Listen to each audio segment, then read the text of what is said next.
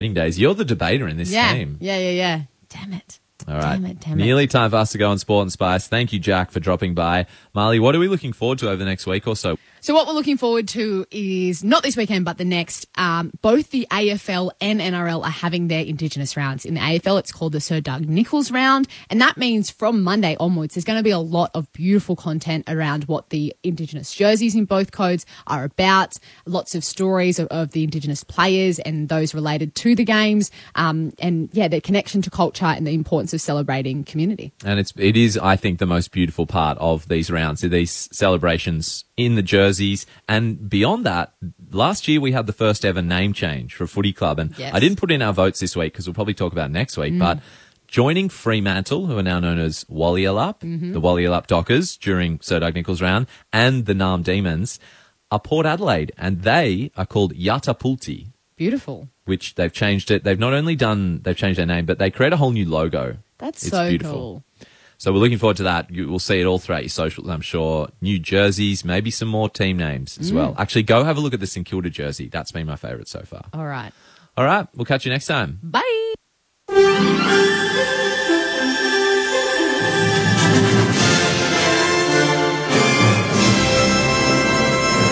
ABC News. Good evening. I'm Melissa Polomini. Victorian Liberal MPs say it's time to move forward after voting to expel their colleague Moira Deeming from the party room. Ms Deeming's ejection comes 2 months after she attended an anti-trans rights rally which was gate-crashed by neo-Nazis. The first-term MP did not attend today's meeting, in which 19 of her 30 colleagues in the room voted to expel her.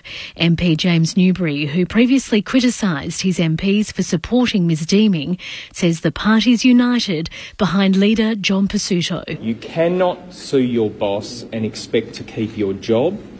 Suing your party and your leader is a gross act of betrayal, but we are moving forward united as a team. Ambulance Victoria says it's contacting the few hundred people affected by a data breach while it investigates how it happened. The agency can't say how long confidential documents relating to alcohol and drug testing for Ambulance Victoria paramedics and prospective employees were posted on an internal website. Chief Executive Jane Miller says the breach is unacceptable, but says patient information is protected. Our investigation is continuing. It seems that it was an inadvertent process issue, but that's the purpose of our investigation, so that we can understand what happened and that we can take steps to make sure that this doesn't happen again. Former Governor-General and Brisbane Archbishop Peter Hollingworth has resigned his permission to officiate as a priest in the Anglican Church. Ben Knight reports. Last month, an Anglican Church investigation found former Governor-General Peter Hollingworth committed misconduct by knowingly allowing pedophiles to remain in the church when he was Archbishop of Brisbane. But it also found he was fit for ministry if he apologised. In a statement today, Dr Hollingworth said his authority to perform priestly functions was a source of pain to survivors, and he's returned his permission to officiate. He'll continue to hold the title of retired bishop in the Melbourne Diocese. A former Melbourne immigration agent will spend decades behind bars for sex offences a judge has described as terrifying and extremely serious. Jesse Thompson reports. 38-year-old Frank Hu repeatedly spiked the drinks of female colleagues at his Little Collins Street office between 2016 and 2019, waiting until they passed out to rape or sexually assault them, then filming his acts and sharing them online. He was intercepted by Border Force officials in 2018, but a subsequent police investigation languished until victims came forward in the following years. He eventually pleaded guilty to multiple rape, sexual assault and injury charges. Judge Trevor Raitt today described the conduct as terrifying and extremely serious before handing Hu a 29-year sentence with 22 years non-parole. Court documents have revealed the series of events that police allege led to the fatal shooting of a 31-year-old man in Melbourne's northwest last weekend. Zalika Rismal reports. Eamon Fatho died after being found with critical injuries in the passenger seat of an allegedly stolen BMW in Taylors Hill on Sunday night. Today, the man police allege was driving that car, Roxburgh Park man Harley Guerra, faced a Melbourne court charged with several offences witnesses relating to the incident. In court documents, police allege the 21-year-old was behind the wheel of the BMW as it pursued another car, ramming it several times until it became trapped. Police say Mr. Fatho was then shot by a man from the other car. They say Mr. Guerra called 000 before abandoning the vehicle and his friend. He did not apply for bail. Brisbane Lions coach Chris Fagan has echoed Alastair Clarkson's frustrations over the independent investigation into the treatment of First Nations players from their time at Hawthorn. They both claim they haven't been given the opportunity to tell their side of the story. Fagan says their reputations are being damaged while that remains the case. This investigation has been going on for 8 months now, and we haven't had a chance to tell our truth, but every week we have to put up with articles being written about it, you know, our names being almost slandered to some degree. That becomes difficult. To the weather now. For the state, patchy morning fog, local frost in the northeast, a dry, cool to mild and mostly sunny day tomorrow in the north, cool and partly cloudy in the south with isolated light showers, most likely about the Otway Ranges in the morning. For Melbourne, partly cloudy tomorrow, a top of 18, sunny on Sunday 20, mostly sunny on Monday 21, Tuesday and Wednesday showers and 15. It's currently 14 degrees. ABC News. Your fortune awaits. Please sit down. You desire connection to your community, to be abreast of events and up to date at all times. In your future, I see the ABC Listen app. I see you up to date with current affairs, politics, and the latest conversations on your local ABC radio station. Your reading is complete. Put that filthy money away. The ABC Listen app is as free as a bird. Now go and download the ABC Listen app. ABC Sport.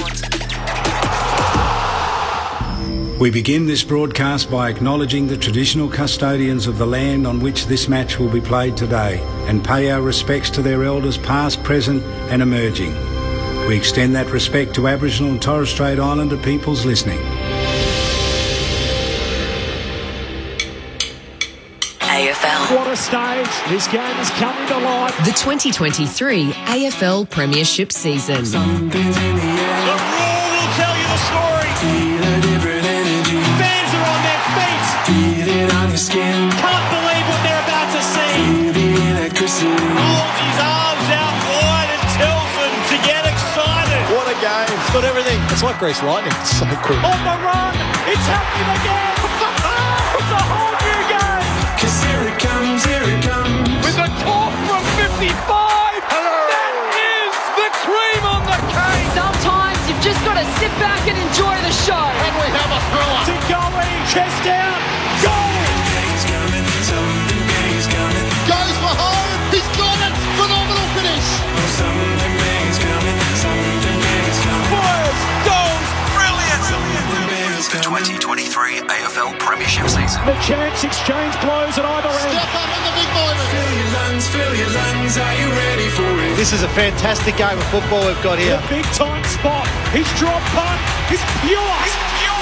Here they come. What a finish. Oh, he's a star. What a game. Brilliant. He goes. Here comes the way of Nick Dacos. Gives it to Josh.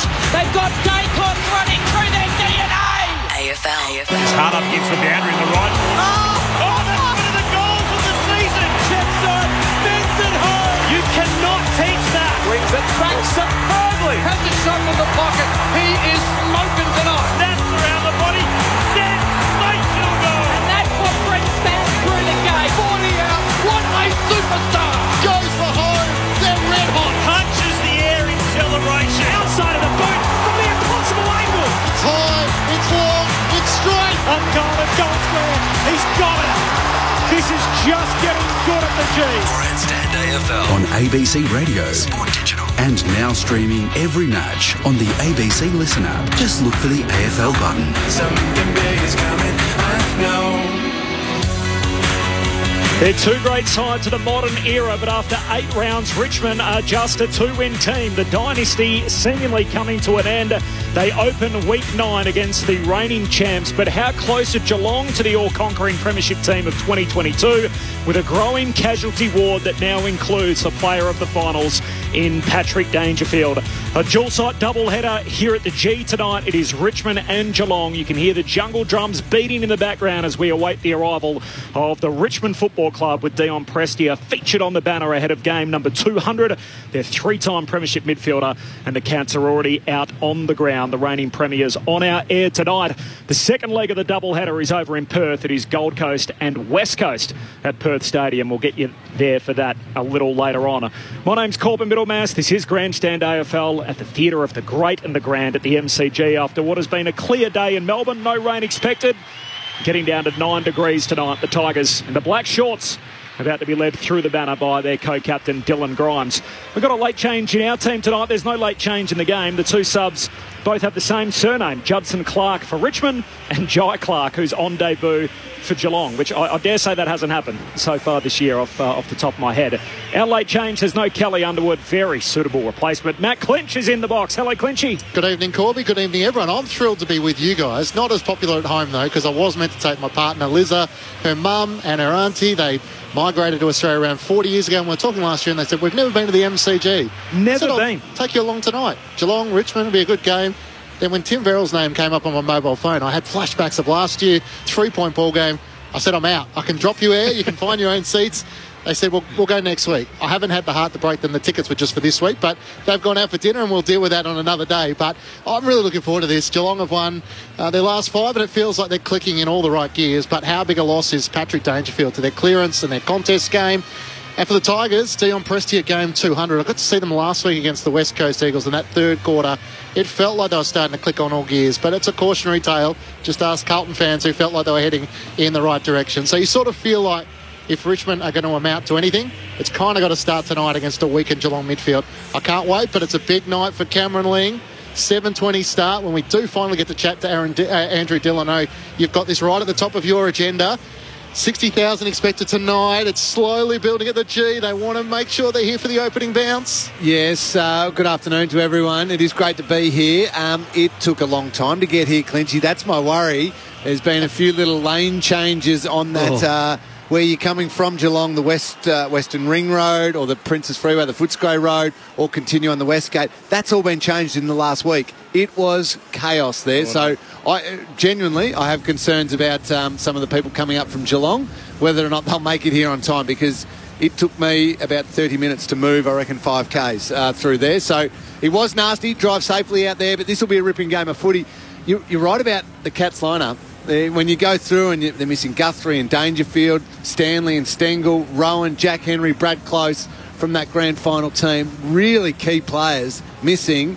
Richmond, they've got enough good players out there to really challenge the Cats. So the Tigers actually have more premiership players tonight than Geelong do. And Geelong won the flag last year, and obviously Richmond's most recent premiership came in 2020. So 15 premiership players for the Tigers and just 14 for the Cats, a season low. Mick Moldhouse is here. Hello, Mick. Corby, so is Grong Matong, so it means nothing from last year, so who cares? And I watched them last week, and let me tell you, they needed the full 22 because the Eagles weren't great. They had their moments last week, but it took a long time to get over. Good to see you, Lingy. I know I've been speaking off air with Lingy, what he's doing with the Geelong Football Club. I think it's outstanding, and I'll let him explain that later on. Matty, great to have you. I'm going to throw. Can I just throw just a couple of names, and see whether you can pick this up? Graham Cordy, Peter Johnson, Sean Rell Smith, Darryl Cox, Doug Coop. Let's go to Carlton, see who they've thrown up. Michael Aitken, Bruce Reid, a 32-year-old. These names are the ones that clubs threw to the Brisbane Bears. Right. And let me tell you, none of them, or all of them, had either fully played their heart out and had nothing left, or were injured, or were cut off the list. And as one Carlton bloke said, give them nothing. So we wonder why that the league need to have a close look at the new side and go, we've got to avoid what's happened in the past. So I thought I'd bring it up because it was in the club record, and I reckon if I named everyone here, most people would be scratching their head thinking, who are these names? Yeah. But they were the ones that would have represented the Brisbane Bears. Sean Ralphsmith, the father of Hugo, yes, who of course is playing tonight. There you go. So there is a connection. He's part of the Richmond League. I knew we'd bring it all full circle. We have a debutant tonight. He's the 32nd player to play for the Cats this year. His name is Jai Clark. He was picked number 8 in the national draft out of the Geelong Falcons. So another one from the footy factory there, Lingy, to come straight into the Cats. Going to start as the sub tonight. We saw Chris Scott do this earlier in the year with Cooper White. So make your debut, start as the sub and get a chance, obviously, later in the game. What do we know about him? We know, well, first of all, he is a terrific kid, a quality person, and they were keen to get him. And that's the one, Corbs, if you remember, came as part of the Jack Bowes deal with the Gold Coast Suns. And I think once that deal got in motion and other clubs tried to get in on it, but ended up going through, I think Stephen Wells was doing little cartwheels. He doesn't often show his emotions, but he was pretty excited about even the possibility that Jai Clark was going to slip to them at what was originally pick 7. Then I think due to some bidding ended up pick 8. From Queenscliff, his dad's coached a lot of local footy down there.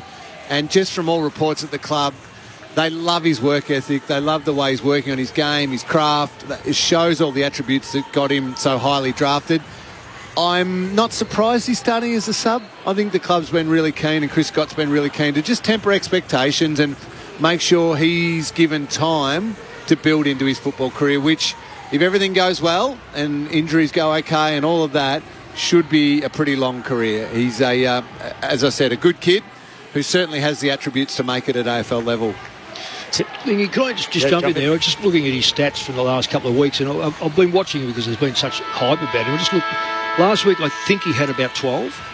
The week before, he had 29. So, and I know a few weeks before that, I know he had a low number. So I'm suspecting that he's one of these players that's going to be up and down. And it depends on how often they play him in the middle and how often they play him out of the middle. And also, I'd say in that last one, total game time. Yes. I think, from my understanding, last week, Dangerfield, so the VFL played on the Sunday. Right, so brought it back. Dangerfield had already been injured on the Saturday. Yep. I think both him and Brandon Parfitt played very limited VFL time on the Sunday. Right.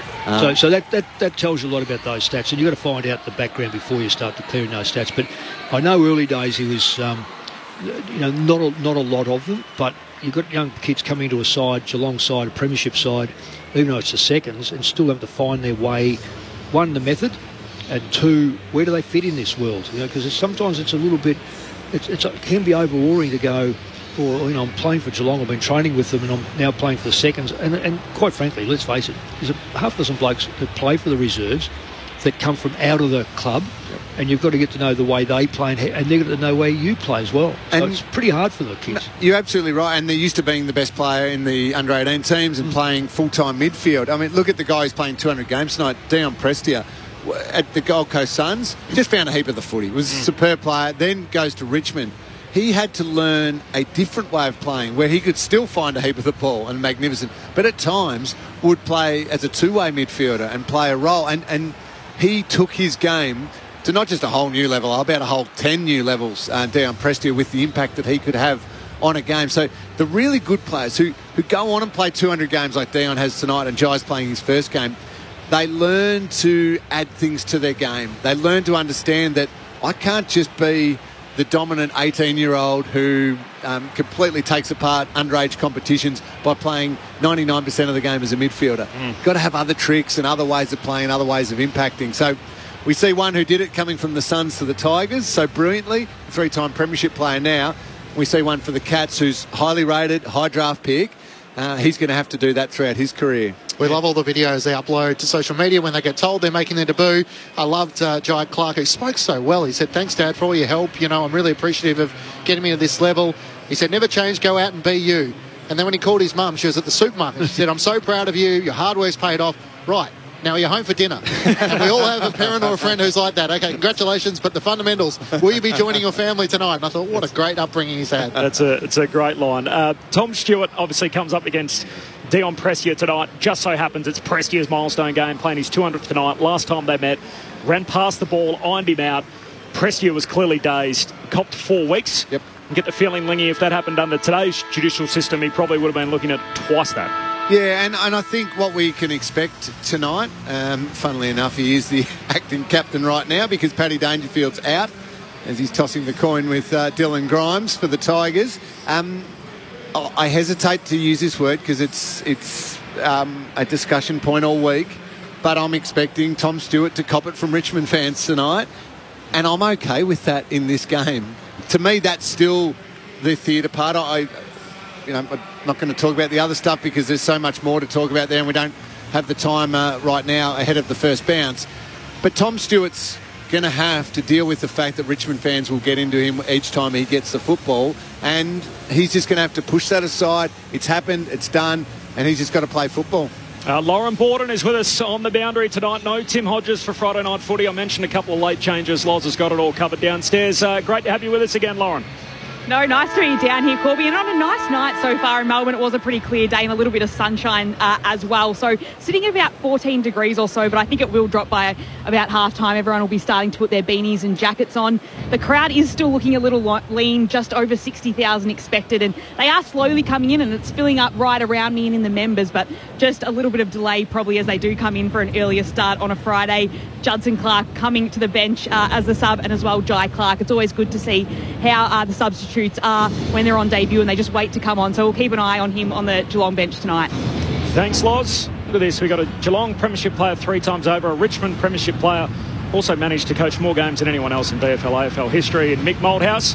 Anyone tipping the upset tonight? Not for me, not on last week's evidence.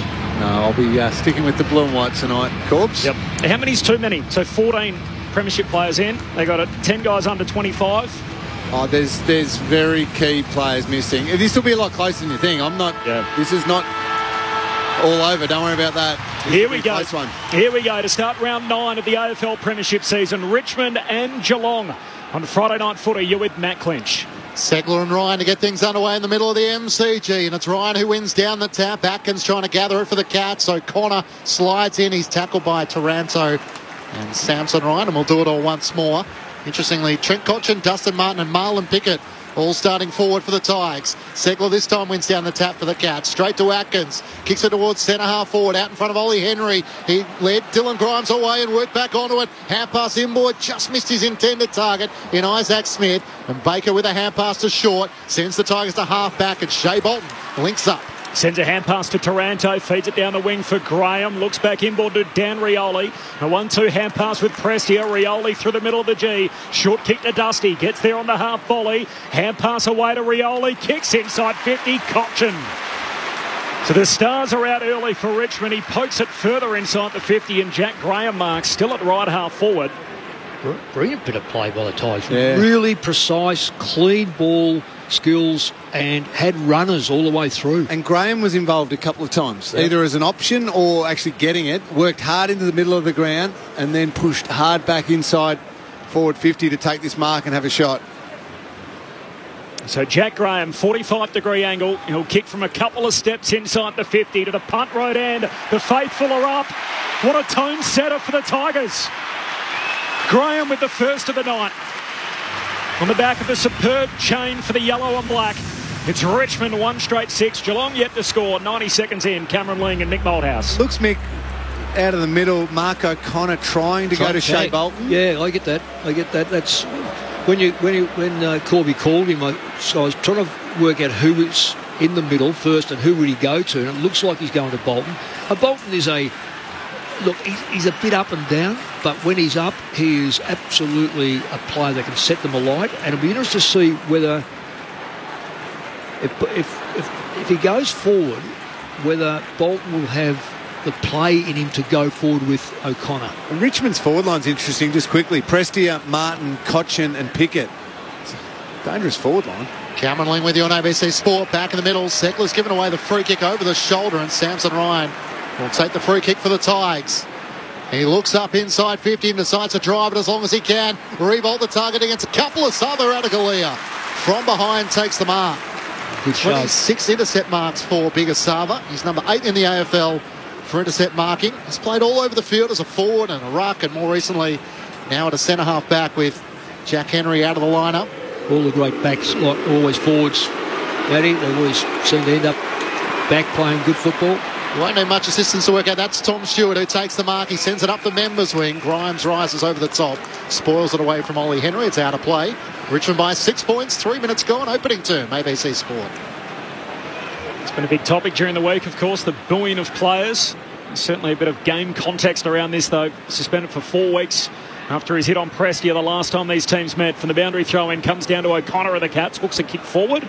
And Grimes steps out of play. 70 out from the Geelong goal at the city end. So a boundary throw-in. No late change here tonight. Judson Clark and Jai Clark, the 2 subs. The latter on debut for Geelong, pick 8 in last year's national draft, the 18-year-old. Boundary throwing, Ryan reaching over the top for Richmond, down to Taranto, high up and under kicks, straight to Duncan though of Geelong, hand pass to Smith, gives it to Holmes, kicks inside 50 over the fingertips of Simpson, and Richmond pick it off. Vlostone to Baker, sweeping hand pass to Dusty, who can go long forward. Pickett one-on-one, Kolajesi getting back, Asava Radagalia in from the side, excellent support just when he needed it, and another intercepting mark inside his defensive 50. I was just watching him. He watched Martin, he watched where the ball's going to go, he left his man, and just perfect timing. Radaglia up towards half-back, Blitzarves brings it down, Martin's there for the Tigers, Myers with a hand pass forward to Tui, he works it to Segler and then back to Myers. There's a free kick off the ball, so there's a bit going on between Tui and Cochin. And Zach Tui, the Irishman, will take it at left half-back for the Cats. One of the 14 premiership players out there for Geelong. He goes short to Duncan, he too chips it short to Tanner Bruin. We liked his last 15 minutes, Lingy, last week. Yeah, he was big. Probably the best 10 or 15 minutes of his career so far. Goes short to Zach Guthrie. Kicks it to the hot spot for Hawkins. Just able to outmanoeuvre Noah Bolter. And hangs on to it in characteristic fashion. Right half forward, 35 out. I was watching this thinking about this during the week, Lingy, how Richmond would man up. And this was always going to be the case. And I watched Bolter last week, and I thought he got manoeuvred out of the way a fair bit. Had an okay game, and I'm thinking, he's going to really meet his match against Hawkins. Especially with what forwards can do to defenders now. Oh, push him everywhere. Just throw them in the back. 20 goals in his last 5 after a slow start. Hawkins skips in, starts it out to the left, brings it back. That's what he does. The professional forward that he is.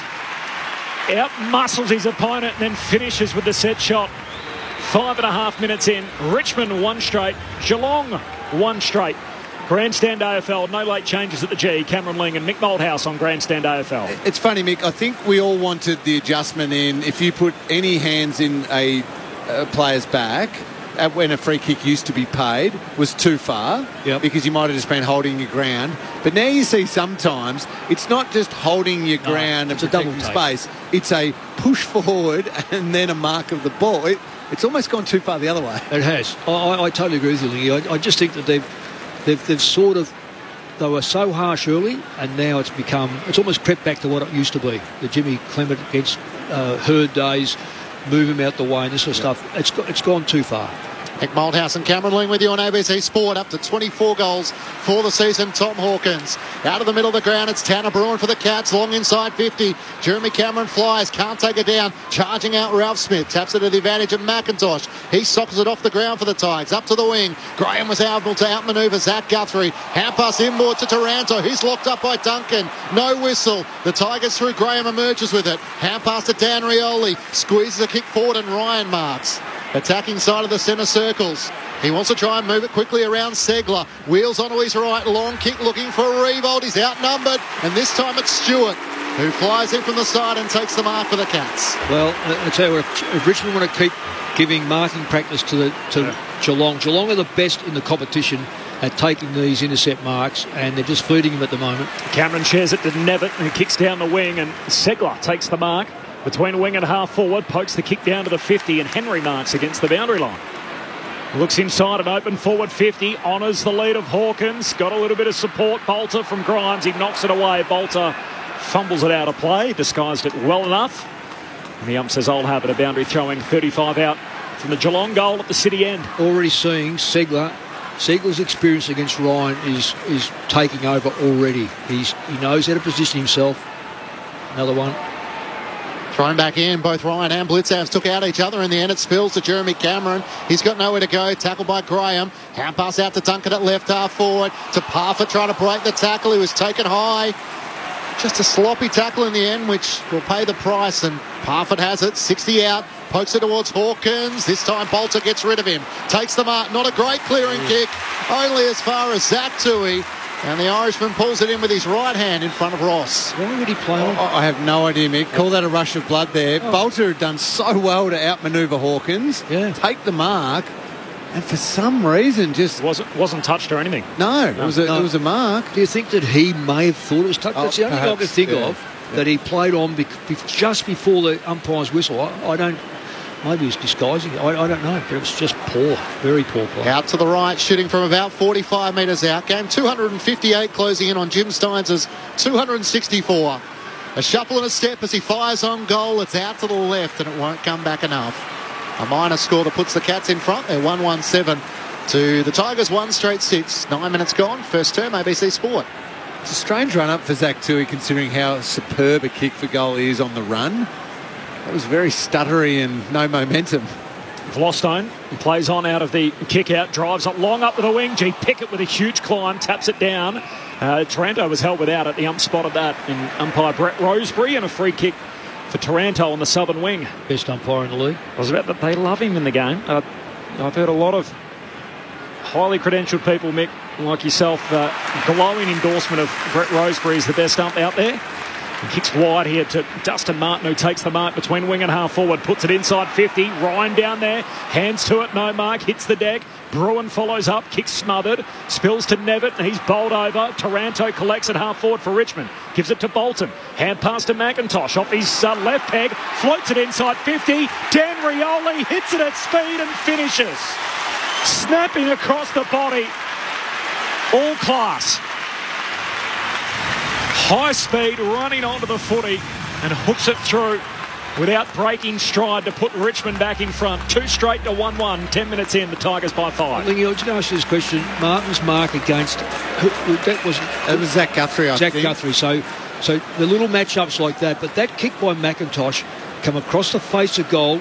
Geelong players had already fed back to the goal square, so that ball bounced in a 8 or 9 metre area that someone had to run onto and take it cleanly, and Rioli's a one-touch player. It was inevitable once he got his hands on it that little gap was enough for him to find space to kick a goal. It's high risk, high reward, isn't it? Because if Geelong turn it over there, they're probably rebounding back, but as you said, it ends up in a really dangerous part of the ground, and the class of Rioli can come through. It's a superb finish. Blitzavs into the rock for the Cats, up against Ryan, wins down the tap, although the last standing is Tom Atkins, breaks from the centre circles, kicks inside 50, Henry the target over his head and Vlostone, picked up by Dan Rioli, gets the hand pass to Baker, he's tackled and lost it, Dempsey jams it on the boot, and the free kick is coming back. It's a free kick in the back, so... I think you're holding the ball played, sorry, Clinchy. Yes, it was. Incorrect disposal. Baker didn't get a hand pass away from the Brian Myers tackle. Kicked his first goal last week, but he is the #1 goal assist player in the AFL, and here's why. He centres it, and Tom Atkins marks on his chest. Richmond have got to be more onto that, because Myers doesn't have the distance from there. With the way he kicks, his kicking style, he slices across the ball, doesn't get a heap of penetration, so he's always looking to give off that short pass. Tom Atkins not a really noted goal kicker either, just 2-1 so far for the season, but looking to return Geelong to the lead. Out to the right, gets close to the man on the mark. As a result, it's across the face. It won't be a score. Samson Ryan slaps it in the left goalpost, and a minor score. Tigers lead by 4 points. 12 gone opening turn. Rioli brings it in fast to Ross in the back pocket. Goes in a bit of a stroll, and then the long kick up to the wing. Radagalia's there again. He's already taken some intercept marks. Spills down to Atkins. Still with Geelong. Hand pass to Holmes. Gives it to Smith. Kicks to centre half forward. Blitzarves had it. Lost it. And the contact from Ralph Smith. Ball spits out to Nevitt. Jams it on the boot. Back to the 50-metre arc. Bolter leaps up. Can't complete the mark. He coughs it up. Back the other way with Geelong. Bruin, hand pass to Smith, kicks across the ground for Stewart, can't take the mark, nutmegs himself. Shea Bolton clean, collects and a hand pass away. Graham couldn't take it cleanly. It's a free kick anyway, coming back to the Tigers. Shea Bolton will take it, and right half back. Turns the kicks boundary side to Camden McIntosh. He's dangerous, Bolton. He's one touch already, and he's had it 3 or 4 times. He just, when I say one touch, that when it's hot, he's able to take the ball in very tight situations. Tigers by 4 points. Jaden Short delivers it towards half forward. Pickett flew, couldn't take the mark. Atkins is wrapped up by Taranto and Hopper. The two new signings, and the umpire will throw it up right half forward for the Tigers. They lead by 4 points. 13 minutes gone, opening term. Up it goes. Ryan reaching over the top, wins it down. G. Atkins took him on, caught, lost it. Preskia grabs it, bangs it away. Goalwood, open goal square, bounces through. A milestone game for Dion Prestia and a signature goal. From long range, and that's not ordinarily his trademark, the three-time Premiership Tiger Dion Prestia puts Richmond further in front. The Tigers 3 straight, Geelong 1-2. It's a double-digit game. The Tigers by 10, 13 minutes in. If you go through the stats, Mick, they're pretty even across the board. Contested possessions really even, inside 50s really even. The massive difference is the kicking efficiency. Richmond going at 83%, which is outstanding. If you're in the 70s, you're pretty happy. Geelong at only 56%. So that pressure from Richmond is causing Geelong to make some mistakes. And then when Richmond have got the ball, they're really sharp with ball in hand. And it's a changing midfield to Geelong, isn't it? So the connect between back, mid and forward is a little bit different to what they've had in the past with that reliability of those names.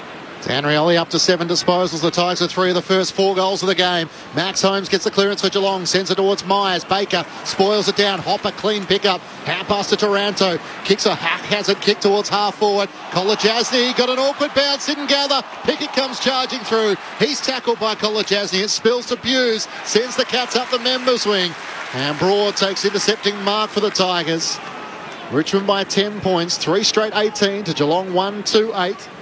Radaglia is 60 metres from the ball, and there's no height at all for Geelong, for Richmond down there. Broad towards Revolt. He's wedged in between 2 Cats, Mark O'Connor and Asaba Radaglia, and it's ball out of play under the Olympic stand at the MCG. Left half forward for the Tigers. They lead by 10 points. Have to bring the ball in differently, Lingy. Richmond. I know they're in the lead at the moment, but right now they'll get dominated in the air. Boundary throw in. Spills down to Dustin Martin, who's just come on the ground. He went without it. Holmes extracts it and hand pass to Segler. Just volleyball spikes it forward up to the wing, and Holmes is back onto it. Racing away. Good chase. Baker affects the kick. Spills to Ralph Smith. Hand pass to Vlostone for the Tigers. Sockers it up to the wing. Loose footy in the middle of the ground. Myers had it. Lost it in the tackle. Diving over the top. Cochin got a hand pass out to Grimes, and now Baker. He kicks wide to Graham, who marks in front of the benches. He has one-on-ones further afield. Puts it out in front of Jack Revolt. Down low, gets his hands underneath it and marks in front of Asaba Radaglia. Pickett's the deepest target. He leads to the left forward pocket. That's ignored. So Jack Revolt veers out to the right. Just pokes the kick inside 50. It's over the head of Taranto. Staying down with Graham. Hand pass to Ross. 50 out from the Tigers goal. Wheels onto his right-hand side. Long kick towards Miller, but Cats have the numbers. And Nevitt this time takes an intercepting mark. That's 4 inside the defensive 50 for the Cats. A 10-point lead. The reason why I went Ori there, that was a real push in the back. There's 4 umpires on the ground now, but they're letting a hell of a lot go. Yeah, the jeers for Stewart as he comes out of the defensive arc, hits Holmes, who marks at centre-half back. Geelong have got an out number 4 to the ball here if they can get it quick. Parfitt off the bench. Hand pass back to Stewart. He heads down in that direction. It's Tui in the one-on-one. Parfitt's the loose man. He's going to kick it deeper than that. Hawkins in the pocket takes the mark. They had the overlap in the 3-on-2 that Cameron Ling highlighted, and in the end it's Hawkins ducking back towards goal, marks right forward pocket, 20 out. And Parfitt being able to come on the bench, on the ground from the bench and create that out number meant the 2 Richmond defenders ended up in no man's land, and even though Parfitt didn't touch it, the threat of him getting it meant they were all at sea, and Hawkins ends up with the mark. 3-1 to start the game. The Tigers with an early 10-point lead. But Tom Hawkins with a footy in his hands. He moves in. Hawkins has 2. He's just getting warm. Geelong cut Richmond's lead to 4. 3 straight to 2-2. 17 minutes in on Grandstand AFL. No late change. Cameron Ling, Mick Malthouse, Grandstand AFL. Well, Ling, it's going... we've watched Geelong early in the season. We said zipping 3. It was predictable. I think I said, well, what's the next 5? They'll win them. And that's not trying to be clever. Just simply the games that they played. They were always going to be, the pre-season they had. and it was players like Hawkins who had a limited pre-season. We're going to come into the season very, very rusty, very much underdone, and now they're starting to eat into the game. We've seen how many goals he kicked in the last few weeks. Yeah. So kicked 5 goals in his first 4 games, Mick. He kicked 18 in his last 4. Yeah, and that goes for taller players. They tend to take a whip, and particularly when you're on one leg. But it's the midfield now. This is where, if Richmond are going to stay in the game, their midfield has to take over for a young, if you can say that about Geelong, young Geelong midfield. Bounce sprayed out to the left. It wasn't recalled. Geelong have worked it to half forward. Myers inside 50. Hawkins 1-on-1 again. You know how that ends. No, this time a free kick for the hold, and Noah Bolter finally gets one his way. Paid it for the high contact, Clinchy, and it was there. Hawk knew it straight away. In his show of strength, he got Bolter in the face. Good decision by the umpire. Works it abroad. It kicks up to Ross. Atkin in from the side. Spores it down, and Tui's taken out of play through Jack Ross. It's probably one of the good weight matchups for Tom Hawkins and Noah Bolter. Get them in a sumo mat and let them wrestle. Depends how the ball comes in, because if Bolter tends to play behind, the Hawkins on the lead will get him. If he plays too far in front, he's going to get him out the back. Right half forward for the Cats. Segler one down the tap, but a chance for Short, who gets the hand pass away to Dion Prestia. Long kick up the wing. Ryan's in the pack for the Tigers, trying to knock it down to Martin. Radicale with a little toe poke to his own advantage for the Cats. Hand pass missed O'Connor, who runs into big Samson Ryan, who just shoves him over the boundary line. And a throw in front of the Geelong bench. Richmond by 4 points. How long Ryan will last in the ruck? Young player against Segler. How old is he? He's only 22 years of age. Well, not even, 22. Just 22. In his 9th game. He's played 8 at the 9 this year, though. So from the boundary throw-in comes down to Miller. Hand pass picked off, though. Duncan gets it for Geelong in the front half. Hand pass to Myers. Runs, carries, sells the dummy around Bolter. Myers finishes on the run. No, not quite. Fades late out to the left. Gee, had Noah Bolter cold. Drew him in the air. The kick just fades later behind for the Cats. Richmond lead by 3. Time on opening turn. Deserved a better finish. Vlauston quickly into Ralph Smith. Works it abroad. The Tigers have it on the members' wing. All of a sudden, Prestia works it forward and Jaden Short takes the mark. To the right of the AFL logo. Turns the kicks towards half forward, where Hopper takes the mark. They're downhill here, the Tigers. He looks inside 50. Long kick towards Miller. Radicale flies. Martin front and centre. Dumped in a tackle by O'Connor. Spills away a Mansell. End over end. Got it. That'll do it. Tigers with their 4th goal of the match as they extend the lead back out to 9 points. They're 4 straight 24 to the Cats 2-3-15. 21 minutes gone, opening term on ABC Sport. You're with Mick Malthouse and Cameron Lee. They're dangerous when they go forward, aren't they, Mick? Richmond, 8 inside 50s to the Tigers, 4 goals straight, and it's those ground balls that, I think you've said it, Mick, the times where it's come in long and high, it's either been Radicale or Stewart intercept marking, and Nevitt on one occasion. When it's come in a little ugly, a little bit on the ground, they've gone bang, bang, bang, bang, and kicked the 4 goals. And that one was Richmond players in at the ball. As soon as Martin was tackled, the next 2 or 3 in were Richmond. Geelong were on the outer ring. Mansell picked it up and popped through a nice one. Yeah, look, you can't fault Geelong over the last few seasons, but one Achilles heel they've got is ground ball in the back half, because I don't think they've got a great lot of players that can get that ball. Quick centre break. Holmes tumbles it deep forward, but Richmond with numbers in the back pocket, and Broad, the first one there, goes off the left peg, kicks to McIntosh. He's caught behind, and Tui takes the intercept mark. It's coming back inside 50. McIntosh says not so fast. The 1%er lays the smother, and the ball ricochets out of bounds. 60 out from the Cats' goal at right half forward. See, they're doing a good job of pressuring the Cats, the Tigers. 55% is the kicking efficiency. That is super low for any team, especially the reigning premiers. Great job by the Tigers. Boundary throw in. Segler grabs it out of the ruck. Shook Ryan again. Mick kicks to the top of the goal square. No mark. Spills down to Hawkins, though. Kicks goalward. He misses. Out to the left, bounces through for a behind, so 2-4 to 4 straight. It's Richmond by 8 points, 22 gone opening turn. Yeah, that ruck work's on now to get worse as the game goes on, because the young fellow will tire. Segler's been around for 10 to 15 years, so it's a heck of a job. He perhaps would save himself if he didn't jump for the ball, just stays on the ground. Dan Miller off with the support in the ruck. McIntosh for the Tigers up to the wing. Members side. Shea Bolton to Prestia. Hand pass to Marlon Pickett. Wheels onto his right hand side. Long kick towards half forward. Flying there late was Mansell to bring it down, and Martin gathers. Hand pass to Hopper, too slow. Max Holmes got him, and he wins the free kick at right half back for the Cats. Richmond leading by 8 points. Don't know what he was thinking about. I think he must have thought the world had stopped for him. Hopper. They're going the short way home. Holmes to Cameron in the middle of the ground. Kicks to centre half forward. Parfitt marks. He can go short to Myers. He hugs it to his chair stump. Says not 15. Inside the 50. A true centre half forward. Heads out wide, and Mitch Nevitt marks. Left half forward. 45 from goal. Yeah, no, that's a good call by the ump. That went about 7 metres, that kick. So play on is the call. It's rare they penalise the forward team inside 50, though, isn't it? Very true, Corbs. Because usually you can get away with a little short kick in that part of the ground. Doesn't work so well in the back 50, but here's Mitch Nevitt. He's got 1 goal in the big time previously. He moves in. Nevitt in just his 6th game. It won't have to trip. Somehow it's allowed to bounce and roll through for a behind, clearing the pack on the goal line. A minor score, and I think we're going to have a conference as to whether this clipped the behind post or not. So it's either a behind for Nevitt or it's out of bounds and a throw-in. But Richmond lead the game by more than a goal as we tick towards quarter time. Again, we just see the Cats messy going forward, Nick.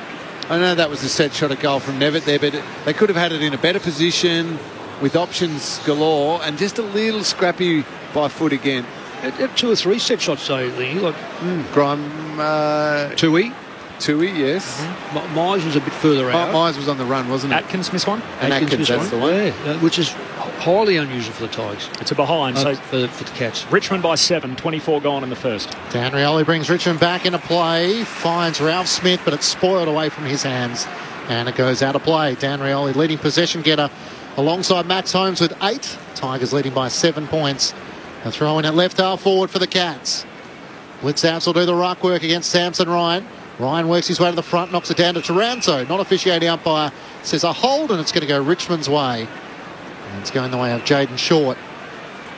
No, not your free kick, son. Tim Taranto. That should have been called advantage. The Tigers have already taken the ball away from the pack. Don't know why they call that back. And Taranto eventually does give just the hand pass to Short, sends it up the southern wing. Segler brings it down. Stewart tried to charge his way through. He's tackled by Jack Revolt, and the umpire will ball it up. Centre of the southern wing under the Shane Warne stand. Tigers leading by 7 points. They've led pretty much from the jump in Richmond. And from the boundary throw-in, comes down to Myers. Slick hand pass through to Parfitt. Little spin move, does a 360, gets back on his right peg, kicks down to half forward. Punched away by Grimes into the lap of Short of the Tigers. Hand pass to Prestia. Feeds a hand pass through to Graham. Slick hands, got it on to Miller. He's tackled, somehow got it out, kept it going forward. There's Richmond's blueprint to Baker, and he hits up Cochin, who marks him a one-on-one. Got away from O'Connor. And the 3-time premiership skipper, Trent Cochin, can have a set shot, 25 out, just left of centre.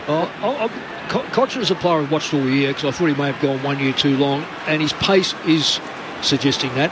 But that is all experience. That take front position, hold your body as long as you can against someone who's probably equal size, and then make the space for yourself. And excellent kick in too. Cochin on the set shot, nurses it through, and the Tigers build an early lead. It's a new game high. Richmond by 13 points. 5 straight 30. Geelong 2-5-17.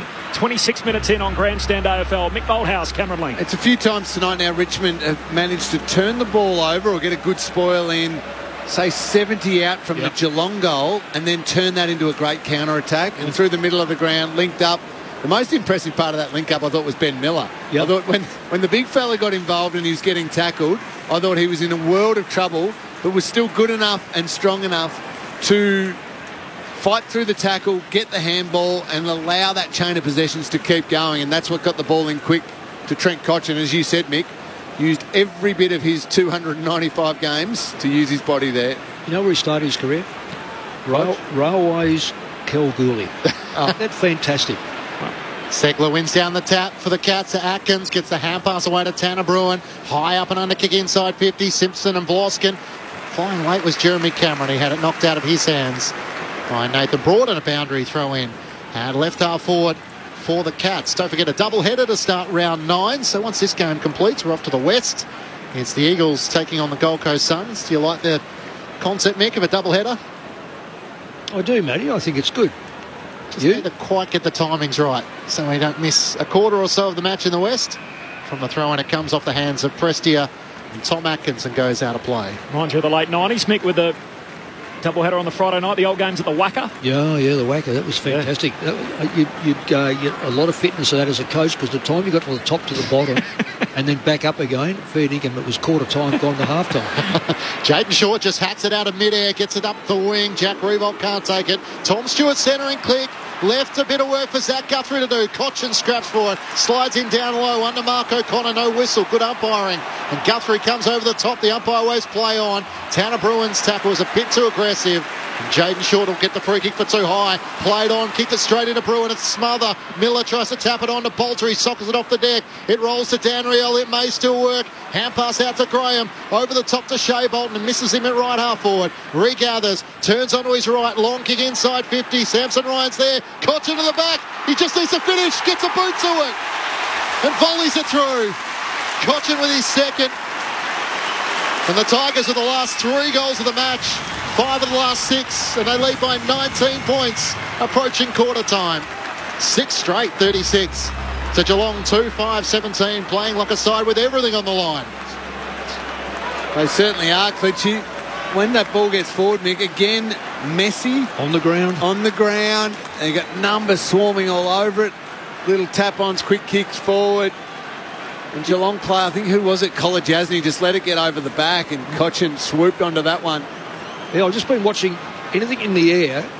They're not, Richmond forwards are not, they don't want to mark it. They just want to bring the ball to the ground. Well, not that they don't want to mark it. They can't mark it. But what they've done, they've virtually taken Radaglia and Stewart out of the game.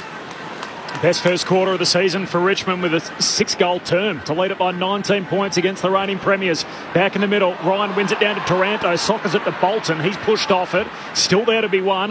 Blitzharps wins the contested footy. Shoots a hand pass out to Atkins. Hits up Jezza. And Cameron Marks right half forward for Geelong. 55 metres out. Now, if he's able to use the stand rule to his advantage, he probably does have the distance. Who's that? Is that Prestia and Cochin both onto it? Really clever on his left foot. Here he comes. Arkied out to his left. Kicks a long-range drop. Punt to the goal line. It's punched through. They saved that because of that rule. Smart play by the Tigers. For those that aren't watching, they stood on the 10-metre barrier, if you like, and as he come into play on, they moved in on him and of course dropped his kick by about 3 or 4 metres. Tanriel, he played on, had to awkwardly bounce it long up to the wing. Atkins with a hand pass to Zach Guthrie for Geelong. Hand pass to Myers, hemmed in against the boundary. Great vision to centre it to Tom Atkins. Has it between wing and half forward into the middle of the MCG for Mitch Duncan. Tigers leading by 18 points approaching quarter time. Footy in the hands of Mitch Duncan. Looks into the pocket. Here comes Jeremy Cameron on the lead. Spoiled by Broad. Punch forward by Nevitt. Got it to Zach Guthrie. Back to Jezza. Hard against the boundary. Cameron to the goal square. Up goes Tui and Simpson. Blitzap's the last standing. Throws over the boot. He misses the left-hand side of the left goalpost. Tigers leading by 17 points. Just on that stat, Corby. So the Tigers just winning 2 of their opening 8 matches first quarters. Geelong have won 6 of their opening 8 matches first quarters. Fair to say not too many people would have seen this coming. They'd kicked 1 goal in the opening term in the last 2 games and banged on 6 in the opening quarter here as Vlostone with the last kick of the quarter bangs it up to the wing. Nice start for the Tigs in front of their home crowd at the MCG Friday night footy. And these 2 teams with a strong recent past against one another. Of course, the 2 2020 grand finalists during the pandemic up in Brisbane. And Chris Scott always regarded them as the team that the Cats were chasing. They couldn't quite climb that mountain, and obviously we know the rest. The Cats stuck their flag in atop that last year, and Richmond seemingly on the way down with just 2 wins to start the young season. And yet it's the Tigers. 6 goals to 2 in the opening quarter, 6 straight to 2-7. And so at quarter time we have the Tigers out in front by 17 points. The goal kickers, 2 for Trent Cochin. Rested last week. He started fresh tonight. Only multiple goal kicker for Richmond and then 1 each for Prestia, Rioli, Mansell and Graham. While for Geelong, Tom Hawkins has both of their goals. The thoughts of Mick and Cameron Ling in just a moment on ABC Radio, News Radio, Sport Digital. And for the first time in 2023, streaming through the ABC Listen app, this is Grandstand AFL. I grew up on one of the last intact wild places left on the planet. Discover the wonder of Ningaloo through the eyes of celebrated Australian author Tim Winton. Its custodians call it Ningaloo. Ningaloo.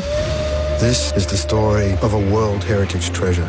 It's one of those living miracles that keeps hope alive. Ningaloo. Ningaloo. Starts Tuesday, May 16 on ABC TV and streaming on ABC iView. Grandstand AFL.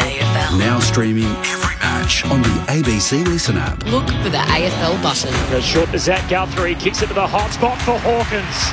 Just able to outmanoeuvre Noah Bolter. Hawkins skips in, starts it out to the left, brings it back. That's what he does. Hand pass to McIntosh off his left peg, floats it inside 50. Dan Rioli hits it at speed and finishes. Snapping across the body.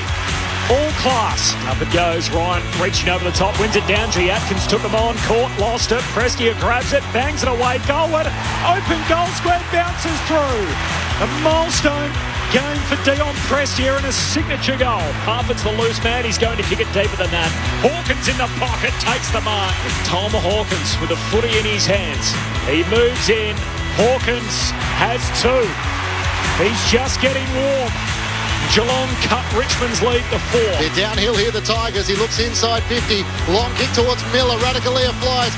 Martin front and centre. Dumped in a tackle by O'Connor. Spills away a Mansell. End over end. Got it. There's Richmond's blueprint to Baker. And he hits up Cochin, who marks him a one-on-one. Cochin on the set shot. Nurses it through. And the Tigers build an early lead. The 2023 AFL season. On radio, ABC Sport Digital. And now streaming on the ABC Listen app. The SMS is 0437 774 774. It's quarter time at the G. Richmond by 17 points. Kevin says, why are they booing that Geelong player? They're booing Tom Stewart. Last time he played against Richmond, he ironed out Dion Prestia, got a 4-week suspension. It was a pretty crude hit, ran past the ball. So there's the backstory on that front. And from Bill, the Cats are playing like millionaires. Had a pickpockets picnic. So a bit of harsh feedback from Bill. And from Ralph off the SMS, who's on the road driving to Bathurst. He says, enjoying the great call, guys, from the best commentary team. Go Richmond. And you'll be happy with that opening term. Ralph, that SMS number 0437 774 774. I'm keen to hear from people too, perhaps that are either at the game or have decided to stay home, what they think of the 7:20 start, and particularly as you touched on, Lingy, people coming up from Geelong, how it suits them, challenges they ran into. We ordinarily would have been 5 minutes into the game, so it's just gone past 7:55 local time. So what do you make of the 7:20 start? 0437 774 774. Richmond lead the game here by 17. Cameron Ling and Mick Malthouse on Grandstand AFL. Well, Lingy, full credit to Richmond, and a couple of things that have been highlighted here is when the ball goes in their forward line, they know that Geelong will outmark them if it's just being kicked on their head, so therefore their job as talls or mediums is to bring the ball to ground and cause mayhem at ground level, which they've done, because Geelong, that is not a strong point for Geelong. Secondly, Geelong have really mucked up a number of opportunities. There's 3 set shots for goal. This goes even in the last couple of seconds. Had a bit more time, kicked it through for a point. Take nothing away from the Tigers, but I'm just going to say this now. I think the rucks are an issue, and the clearance rate is 15-5 in favour of Geelong. Now, you can't sustain a 3 or 4 goal lead if you're going to have 15-5, that sort of ratio. Inside the front 50s, Geelong have got them 15-11. And stat-wise, there's not much in it. So therefore, Geelong are using less stats to get the ball inside the front 50. They just haven't put the Tigers away. Richmond can stay in the game or stay in front and improve on this if they can clean up the midfield. Now, as much as Ryan's a very good young hard ruckman, he's getting murdered first hand of the ball. Richmond's mids are actually on top, but it's still allowing the next ball that comes out. It's an ugly ball that comes out. Geelong are getting that and getting the ball inside the front 50. Now, if Richmond can get that turned around, their lead will increase. If they don't, Geelong will get back in the game very quickly. Richmond are relying on it, and quite successfully to this point, Mick, the counter punch, aren't they? So they're losing the clearance. As you said, they're -10 in that area. But their pressure around the ball is very, very good. Terrific. Geelong's kicking efficiency, 58%. I said it throughout the first quarter. That's poor. Really, really poor for any team to be going at that efficiency. So Richmond even though they're losing the clearance, they're at least affecting the kicks. Yeah. And then they're able to create a turnover or a big spoil just outside 50 at the Cats' end of the ground and counter-attack from there really, really effectively. Strongly, yeah. That run and carry and share through the middle of the ground and catching Geelong out on that counter-punch is really successful at the moment. The risk playing that is that Geelong's kicking efficiency goes up a little bit if they continue to dominate clearances, and those kicks inside 50 go deeper and more dangerous and a better lace out to their forwards, and that counter-attack doesn't happen. So that's the risk, but they're doing it beautifully so far. Just some context to that. Richmond have been the worst kicking team, averaging 64% kicking efficiency when it's 76 in that first quarter. So an interesting battle between inside and outside. Tigers probably feel like they've got them on the outside. Richmond by 17 points. Second term underway on Grandstand AFL. As Ryan wins a hit out against Segler, pushes it out in front of Hopper. Hand pass to Shea Bolton. And a centre break here for Richmond. Kicks to centre half forward. Whistle on the play. Why is that coming back to the centre of the ground? Very unusual. That is... Umpire team, no advantage. Well, not only was no advantage, he pulled that whistle when the ball was practically in the contest at centre half forward for the Tigers. Hopper gets it back alongside the centre circles, kicks it straight to Stewart. See, that's why... So there is always going to be an advantage from a centre bounce to the attacking team when you're going to a 6-6-6. By bringing it back, it allowed Geelong to get all their numbers back. That's a strange call by the umpire. Stewart kicks to the wing, Blitzarves marks, hands it out to Smith, heads down to half forward for the Cats. Holmes slides in, got taken high, sends a hand pass to O'Connor. Wasn't sure there was an advantage. Or in fact stopped to look at the umpire, so the ump says, all right, bring it back to Max Holmes. He's got it 70 out against the boundary line for Geelong. He sends it inside 50 towards Hawkins. He's caught behind, and Noel Bolter takes the mark. So just the second intercept mark inside the defensive 50 for the Tigers. The Cats have 6. It's an interesting battle with two dominant forward lines, although Tom Lynch isn't there for the Tigers. Noel Bolter sends a high ball out of defence straight towards Segler. Sits underneath it, couldn't get hands to it in the end as Pickett flew late. Gave away the free kick though. Umpire says it was a hold, and John Segler will eventually end up with a footy in his hands. They've had a busy 90 seconds here. Out past to Jeremy Cameron inside 50. Blitz has flew, couldn't take the mark. Simpson to O'Connor, dead end. Tackle by Hopper, not rewarded. Ball stuck underneath a couple of players. Hopper has another go trying to clear it. Now Simpson's tackled. Taranto brings him down, and the umpire will ball it up. They've had a busy 90 seconds and then missed that one. Yeah. Clear holding the ball against the Cats. Heap of intervention after quarter time. They were ready to get back out there. Up it goes, centre half forward for the Cats. Ryan wins it down. Bolton had a play on it, now lost it. Comes out to Simpson. He's tackled trying to get his kick away by Rioli.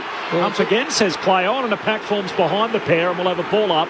20 out from the Geelong goal. Well, that's either incorrect disposal or leg.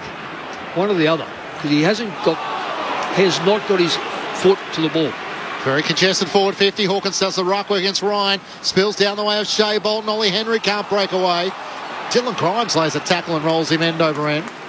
And the umpire will ball it up. A contract extension for the Richmond co-captain during the week. Signed on till 2024.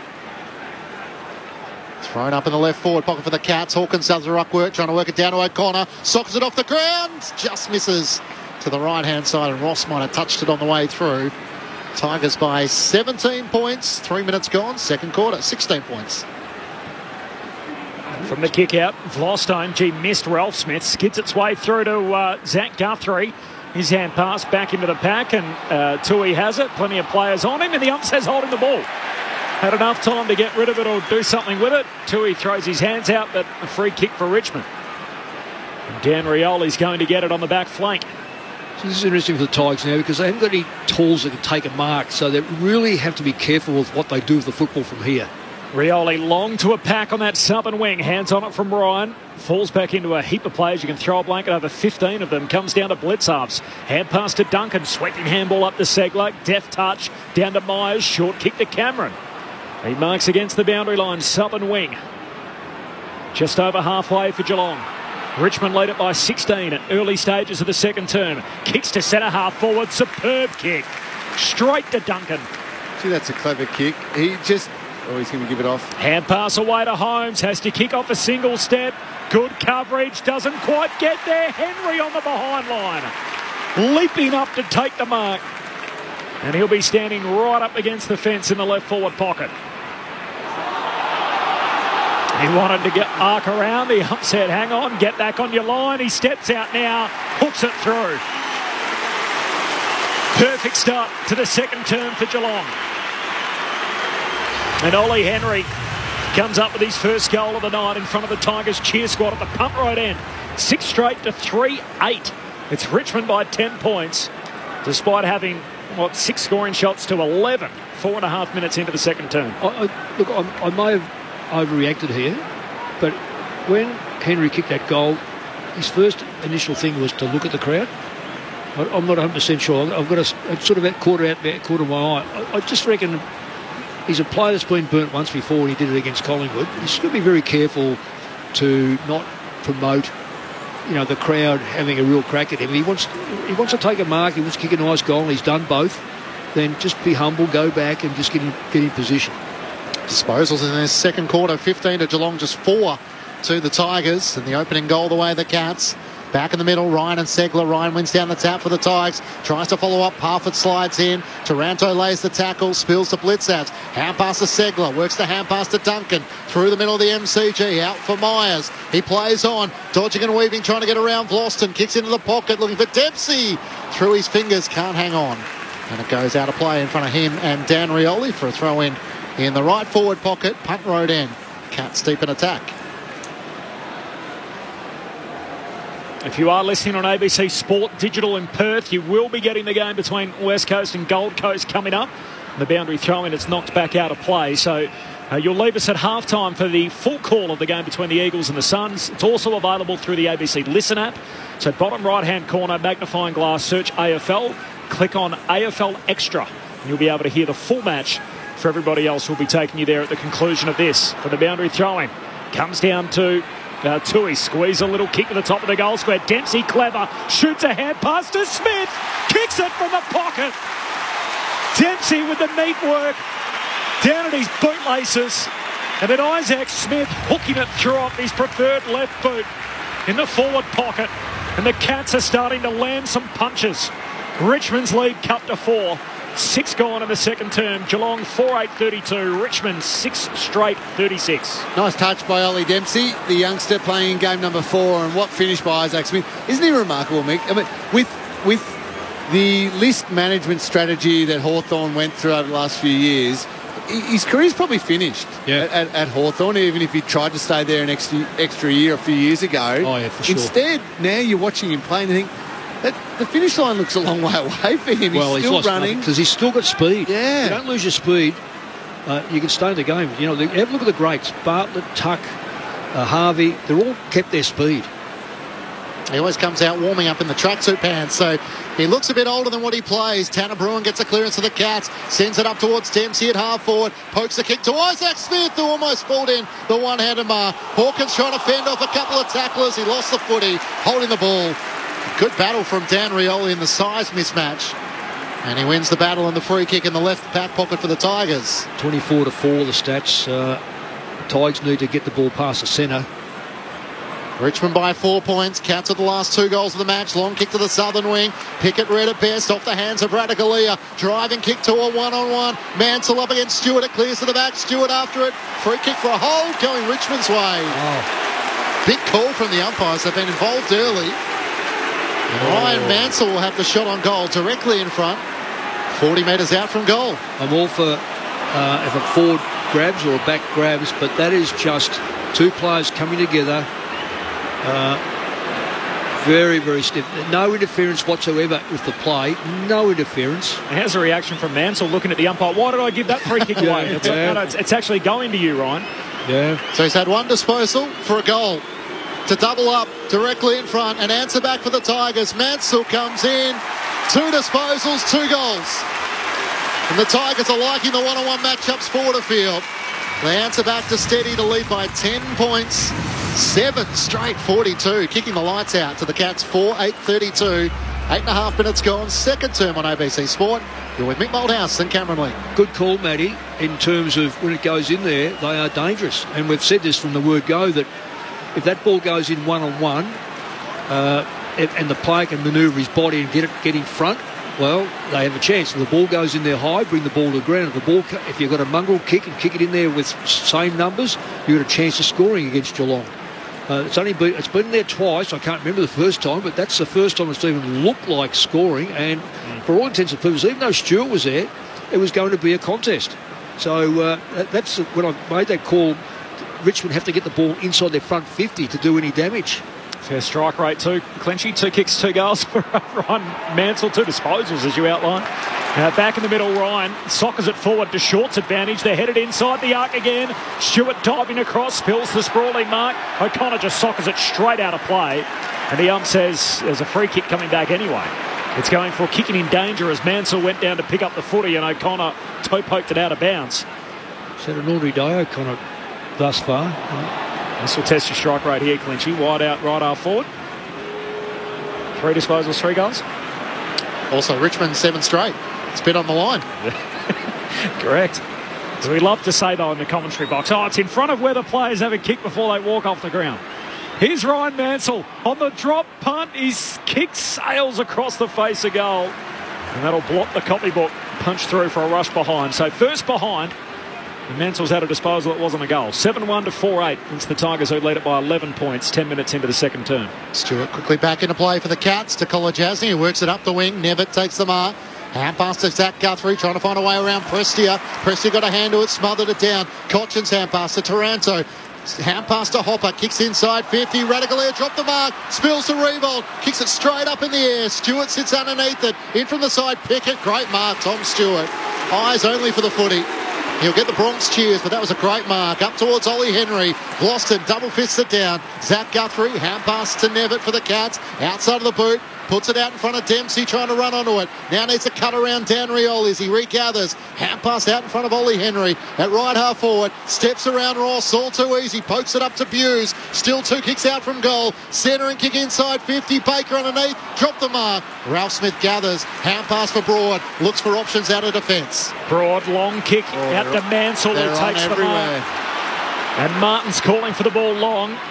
Duncan comes straight on the interchange to cover him off. He has to kick it to him short, and Dusty takes the mark in front of the benches. Heads down to Cochin, getting across Radicalier, hand on it, couldn't kill it out of play. Pickett runs straight into his teammate Cochin, but wins the ball. Pickett looks deeper inside 50. It'll skip through to Taranto, top of the goal square, can't get boot the ball, and in the end he and Guthrie knock it through for a rush behind. Richmond second, so after being 7 straight, they're 7-2, 2 forced behinds. Geelong are 4-8. It's the Tigers by 2 goals, 12 minutes into the second. That was a magnificent kick by Pickett. Magnificent kick. I was wondering what he was going to do with it.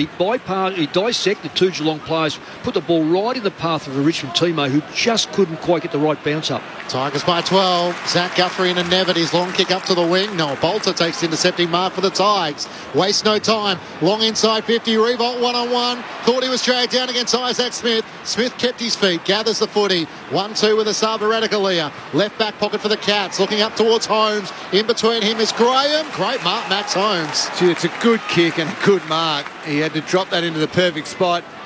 Yeah, Jack Rewalt, he'll be dirty on himself there. Had a great matchup on Isaac Smith for the mark.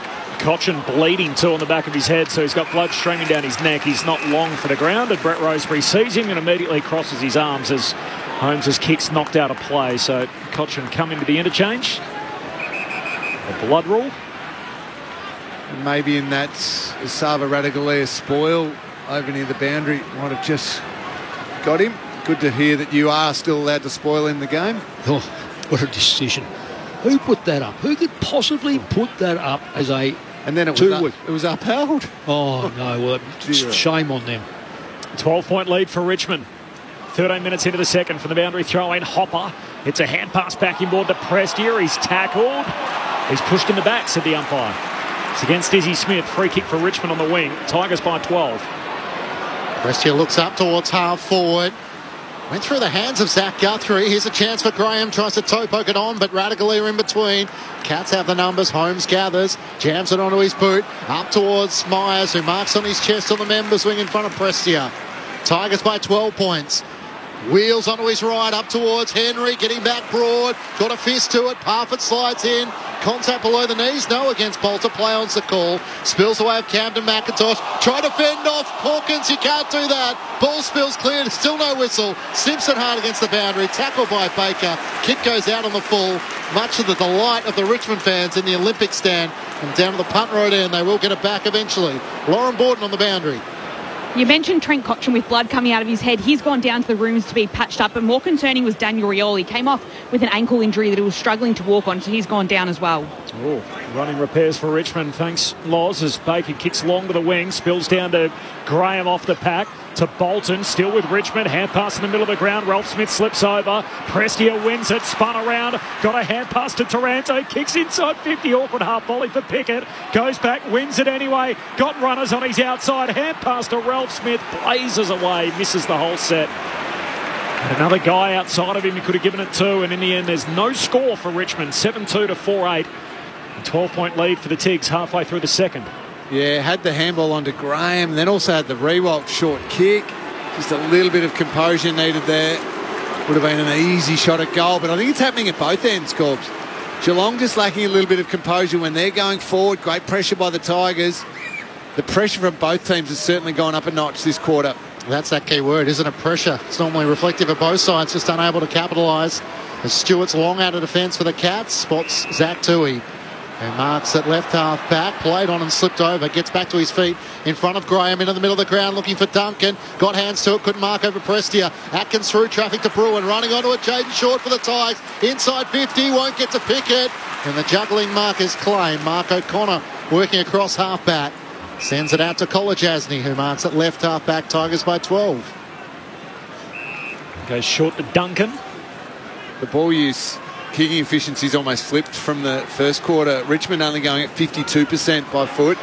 They were in the 70s in the first quarter. Heads down the line to Blitzhalves. Miller competes in the air. Baker wins it for Richmond at ground level. Short kick to Prestia. Looks in the middle of the ground for Bolton. Dangerous kick. Hughes leapt up, got a hand on it. Bolton stayed down, wins it. Hand pass away to Mansell. Tried to feed a hand pass along the ground. Back to him, turns it over.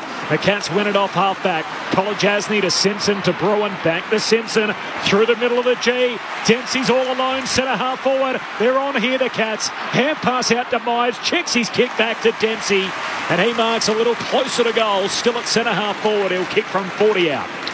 I always get intrigued by taking one through the corridor, but when you take one through the corridor and turn it over, you are going to pay a penalty like this.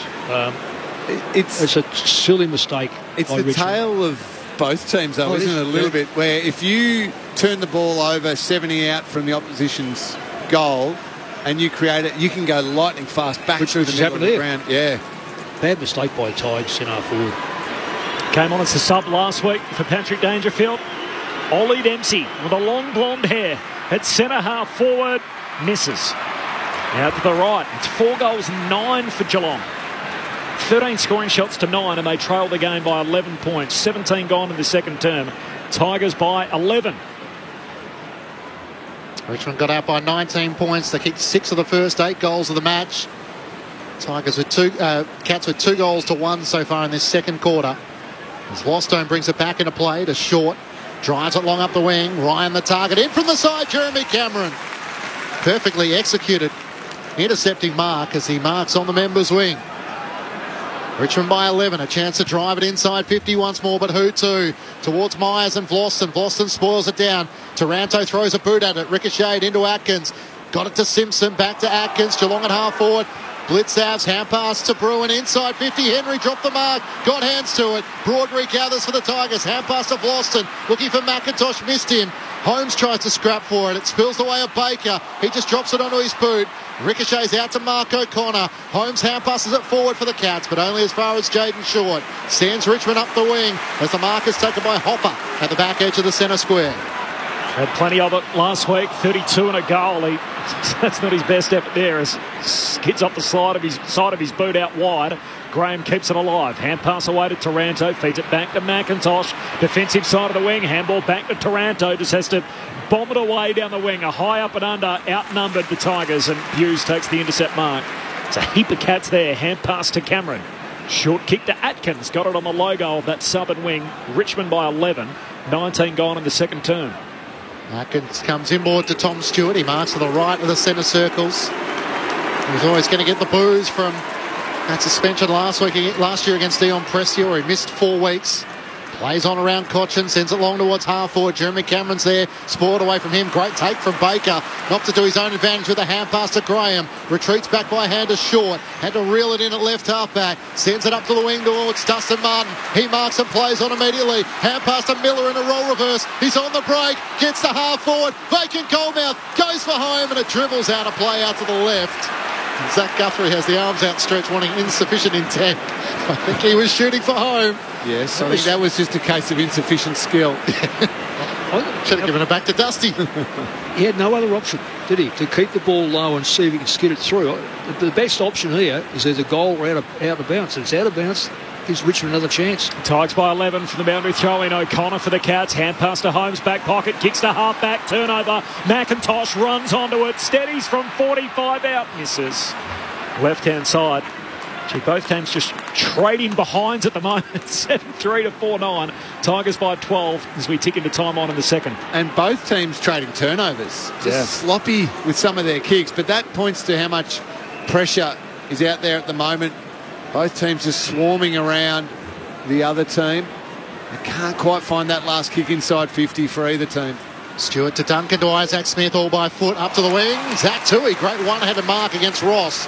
Turns and wants to move it forward to Jeremy Cameron, who's free at left half forward. The kick is just wide of him. Had a few metres on Dylan Grimes and it skids off the turf and goes out of play.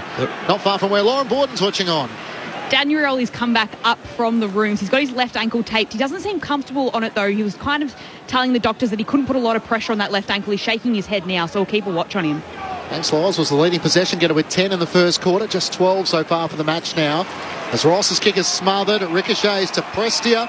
In game 200, he's taken over the boundary line by Tom Atkins, Mick. Oh, I was watching that ball being kicked in and watching the work ethic of Bolton, and he allowed the balls on the half-forward flank now for Geelong because of his lack of work, I would say. He just took the easy way out all the way along and expected his teammates to do all the work for him. Boundary throw in, the Rucks miss it. Jeremy Cameron grabs it off the bounce. Hand pass away to Myers. Kicks inside 50. Dempsey marks. 40 out, 5 in from the boundary line. Defensive coaches always talk to their defenders around reading the cues of the kicker. Yep. Good luck reading the cues of Brian Myers, Nick, with the way he kicks. His eyes are darting, his hands are going everywhere. He's so dangerous, actually, this year. You mentioned before, Corbs, that he's the leading goal assist player in the competition, but it's because the ball could go anywhere. So Dempsey, tougher kick. He darts out in his approach late to the right. Ooh. Misses narrowly to the left. Swung around. It did almost like a snake. It's like a reverse swing. Well, both ways. As likely facing that, 22 metres. Swung out to the left, came back right. In the end, narrowly missed the left-hand goalpost. So another behind for Ollie Dempsey. 4-10 to 7-3. Richmond by 11. Get him on the plane to the Ashes. We could do without. Short's long clearing kick for the Tigers up towards half-back. It's spoiled away by Mark Blitzhouse from Jack Revolt and goes out of play. Lauren Borden on the boundary. Daniel Rioli's just come back on, but keep a watch on him. You can see he's limping as he runs around, so you'll just have to keep a watch on him and see if he warms that ankle up a bit. Thanks, Lauren. Thrown back in. Samson Ryan up against Segler. Segler gathers, tackle, dispossessed, spills the way of Holmes. Hand pass forward towards Jeremy Cameron. Breaks away from Baker, locked up by Ross. Hand pass to Parfitt, back to Jeremy Cameron. Can't get around Martin. Good tackle by Ross. It spills the way of Jaden Short. Drives it up to Revolt. He's outnumbered 2-on-1. He's going to get a free kick, though. Radically panicked and grabbed the back of the jumper, even though Blitzhouse had it under control. And the Tigers will take it on the members' wing. They'll have to just use the ball short here because 3 or 4 Geelong players all just ran back, retreated. So now they've got to just lower their eyes a little bit, the Tigers, be patient. Out to Dustin Martin, the 3-time Norm Smith medalist. That's not a great kick. Straight to Asava Radagalia. No, it was Radagalia, Stewart. They all just ran back straight away as soon as that free kick went to Rewalt. So they just needed to take a few short options, then the Tigers, and work the ball down the ground. Jack Rewalt, hasn't he been fantastic in his contesting tonight? Really, it hasn't been a lot of the football, but he has caused so much angst for the defenders of Geelong. Missing his partner in crime in Tom Lynch again as O'Connor off the back flank kicks up to the wing for Hawkins. Marks immediately moves it on. Hand pass out in front of Simpson. Under pressure, hand pass back looking for Dempsey. Bangs bodies with Hopper. Ball comes out to Baker. 1-2 with Prestia. Clever footwork. McIntosh got it the advantage of Taranto. Hand pass to Rioli. Now to Bolton. Hand pass to McIntosh. Feeds it forward to Ralph Smith. Trademark Richmond. Kicks inside 50. Dusty on the end of it. Rarely lets an opportunity slip. Bangs it through. And Richmond extend their lead to 17. Time on second term. The Tigers 8-3. Geelong 4-10. It's the first goal we've had in 15 minutes. And a big one in the context of the game as Dusty hits the interchange.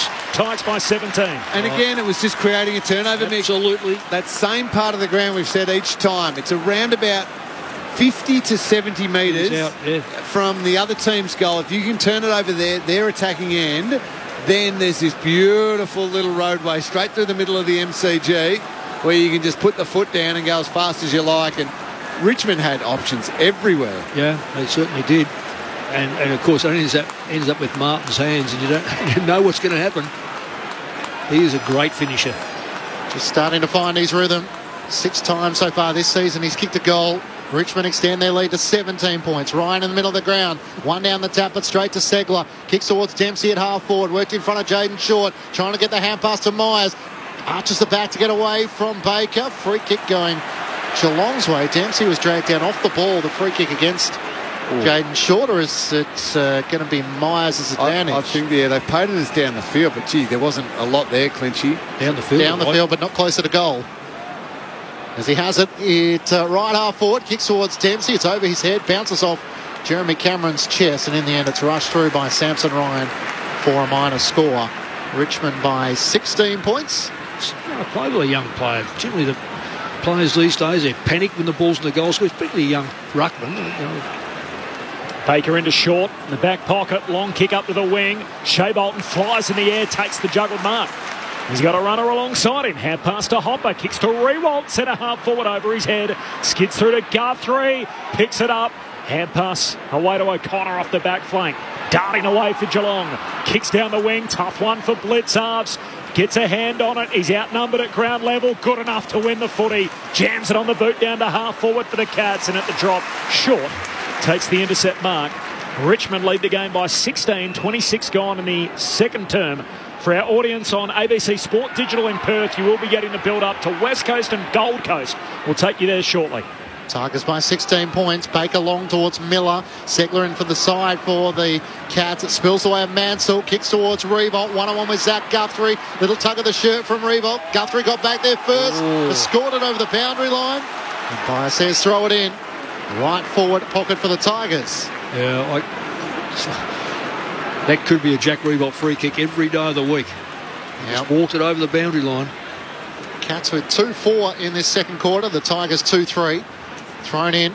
Ryan with the back palm gets it down to Koch and can't get a disposal way. Tui up towards half-back for the Cats. Charging through. Short. Got it to the advantage of Bolter. Back to Short. Hand pass Miss Graham. Blitzouts for Geelong. Hand pass away to Parfitt. Blitzouts puts the block on to give him a way forward. Up towards Myers. Cannon in between Miller and Grimes. Out the back is Dempsey. Hand pass to Isaac Smith. If he can get space, they won't catch him. He has to dart back as Broad put the pressure on. Hand pass to Dempsey. Works it forward. Simpson marks. 45 out from home in 2 minds. Had Hawkins in the pocket. Duncan in the corridor of the 50, and now he might have to have the shot himself. Now all the options are gone, Clinchy, you're right.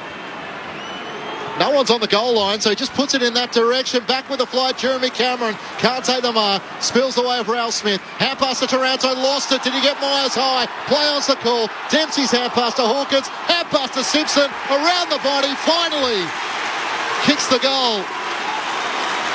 Few Tigers players aren't too happy. But the goal stands and the Tigers lead is cut back to 10 points. Geelong with 3 goals to 2 in this second quarter at the 28-minute mark of the second term. The Cats 5-11-41 trailing the Tigers 8-3-51 on Grandstand AFL. You're with Mick Moldhouse and Cameron Ling. I'm trying to work out, Liggy, what took place then. There were so many Richmond players had the ball. Geelong players had the ball. Somewhere or another, someone has let the ball go without using it. Well, I think it was a Hawkins handball, though. The strength. Richmond players were crying for it to be holding the ball. We've got the replay on here in the boxes. So Taranto was dumped. That was their one by Myers. They thought could have been a free kick. He was in possession. Oh, there's nothing wrong with that hand pass. The hand pass is good to Simpson. Cuts out of the middle. Parfitt hand pass to centre half back though for Richmond. Ralph Smith got it. Feeds it away to Baker, then to Hopper. Kicks up to the wing and a one-on-one. Mansell there with Stewart. Cats with numbers now as Tui comes to lend a hand. Mansell tackles him. Nice work defensively. Never gave up on it. And Mansell forces the neutral ball on the wing. Yeah, very good play by Mansell. Really good, strong half-forward play. Kicked a goal with his first 2 kicks tonight from the restart. Segler grabs it out of the ruck, kicks it forward, and that'll do us. So the Cats with 3 goals to 2 in that second term. Getting themselves right into the grind after the Tigers had opened up a 19-point advantage late in the opening term. Richmond lead it by 10 at half-time. 8-3-51 the Tigers. Geelong inaccurate, 5-11-41. Tigers by 10 at the half. The goal kickers, Trent Cotchin's got a couple. They both came in the first term. Mansell's kicked 2. And then singles for Prestia, Dustin Martin, Dan Rioli and Graham. While for Geelong, 2 for Hawkins. They both came in the first quarter. And then 1 each for Ollie Henry, Isaac Smith and Sam Simpson. Tigers by 10 at half-time in the first leg of the dual-site doubleheader. Friday night footy to open round 9. For our listeners in WA, you'll be off to Perth Stadium in about 5 minutes from now for all the lead-up to the Eagles and the Suns. For the rest of our audience, we'll be taking you there for the second half at the conclusion of the game tonight at the MCG. If you want to listen to whichever game you want to listen to in full, my best recommendation to you would be to download the ABC Listen app. Bottom right-hand corner, search AFL. And you'll be able to see AFL and AFL Extra. On the Extra button, you'll get the game out in Perth between the Eagles and the Suns. On the mainstream ABC AFL, you'll be getting the Richmond and Geelong game where you're currently listening to us. All right, it's half-time here at the MCG. It's Richmond by 10 points. The thoughts of Cameron Ling and Mick Malthouse. Again, Mick, in that quarter, if we go to our stats, we spoke a lot about the clearances in that first quarter, 15-5 Geelong's way. But Richmond were able to counter-punch really well and counter-attack through their pressure. Almost the same again, not quite as big in numbers by Geelong clearances. 10-4 Geelong's way in the clearances. But then I look at the tackles, Mick, in that quarter alone. Richmond 17, Geelong only 6. Yeah. So while Geelong were winning the clearances, again, Richmond were able to bring a bit of that heat, cause a turnover. Now, they didn't quite have the perfect composure that they had in the first quarter, but they still looked dangerous when they went forward with the ball. Now, I don't know if that's sustainable for the whole game to keep getting absolutely smashed, currently 25-9 in clearances, but their game of putting enormous pressure on that clearance or that kick or that possession and creating a turnover is still opening up some good attacking options for them. Yeah, it is, Lingy. You know, I know the listeners, I've said this time and time again, when you get the ball inside front 50, coaches generally say 50% scoring ratio is not bad, 50 plus 55 is outstanding. Tigers have had it in there 26 times. They only scored 11 times. So we think that they're scoring a heck of a lot, but they're not. They're actually under 50%, whereas Geelong on the other side of the coin have gone there 28 times and they've had 16 scores. So they're over 50%. So Geelong are actually scoring more times when they go in. It just looks cleaner when Richmond go in because it's a one-on-one or maybe it's a bit deeper. So we're looking at the game being played on 2 different levels. One is that when it goes into Richmond's forward line, they're generally going to score from something that's going to be on the ground. Or like Dusty Martin did, run the ball in there and got a ball that was free-flowing and kicked the goal, whereas Geelong's shots on goal have generally come from a mark or a free kick. We know they've kicked a couple of nice goals. One of Smith's goal was a good little hand pass up, that sort of stuff. But by and large, you've got a contrasting style of game. I still say in the middle, you can't do anything about it. Young Ryan is trying his heart out, and he's going to be a ripping player. But right now, Segler's dominance, only because of his body work. He doesn't have to get his hand all the time. He just gets his body in the road where the ball's going to fall. Now, this can turn around if the Tigers can turn that around as far as stoppages go or the clearances go. This game may keep going the way Richmond are heading, and they're in front at the moment. They could stay in front and increase that lead if they can probably get better. And I'm surprised with the great calibre of players they've got in there that they're not doing better than what they are. Part of that, and I agree with what you're saying, part of that ability to counter-attack at the moment is coming through Jaden Short, who's been superb off half-back, and those shallow entries, and then it was Rioli in the first quarter. You're right. The trouble is Segler's dominating in the rucks, as you're talking about, against Ryan or also Ben Miller. But it's not going to one obvious. There's no Patrick Dangerfield where you, as a Richmond midfielder, you think, okay, I know my ruckman's not hitting the ball, but I can track Dangerfield's movement and go to him, and you can almost narrow, you can zero in on him, create a spillage, and then take the ball away. If you look down at Geelong's clearances, it's 2 to Holmes, 3 to Myers, 2 to Duncan, 2 to Cameron, 3 to Atkins, 2 to Bruin. It's really evenly all over the spread. Place. So as a Tigers mid, you don't have that focal point around the stoppage to go, I know where Segler's hitting this ball. So it's hard to wrestle that advantage back because of the spread of the Geelong players. But right now, the counter-attack game's going well. You're a midfielder and a very good midfield, both offensive and defensive. What do the Tigers have to do then? Outside the fact they can't change their rucks. Their rucks are going to be just young ruckmen trying to get their body in front. And full credit to both of them. I mean, I think they've just tried their heart out. What do they need to do to get that swung around in their favour? I would prefer them to take, in that situation where you don't know where the ruckman's hitting it, but he is dominant, is take the outside space on them. So play them from behind, controlling their hips, and at the very worst, they get first possession on it, but right at the ruckman's feet. And in this congested, ugly ruckman's there, opposition, and you just get a little handball out. So you can control... Which they happen a little bit with their tackles, Richmond. Yes, but you want that outside ring controlled, even more so when you don't know where it's going to, than that really tight inner ring. Can the Eagles beat the Suns? Oh, yeah, well, they can. But you haven't tipped them? No, I haven't tipped them, only because I just think that they just lost too many. They just keep losing players. Luke Edwards and James Cheetahs are the two subs for the Eagles and the Suns, respectively. There is no late change for Gold Coast and West Coast. So for our audience listening on ABC Sport Digital in Perth, time now to get you over to Perth Stadium for Friday night footy in the West. Aha, they've gone.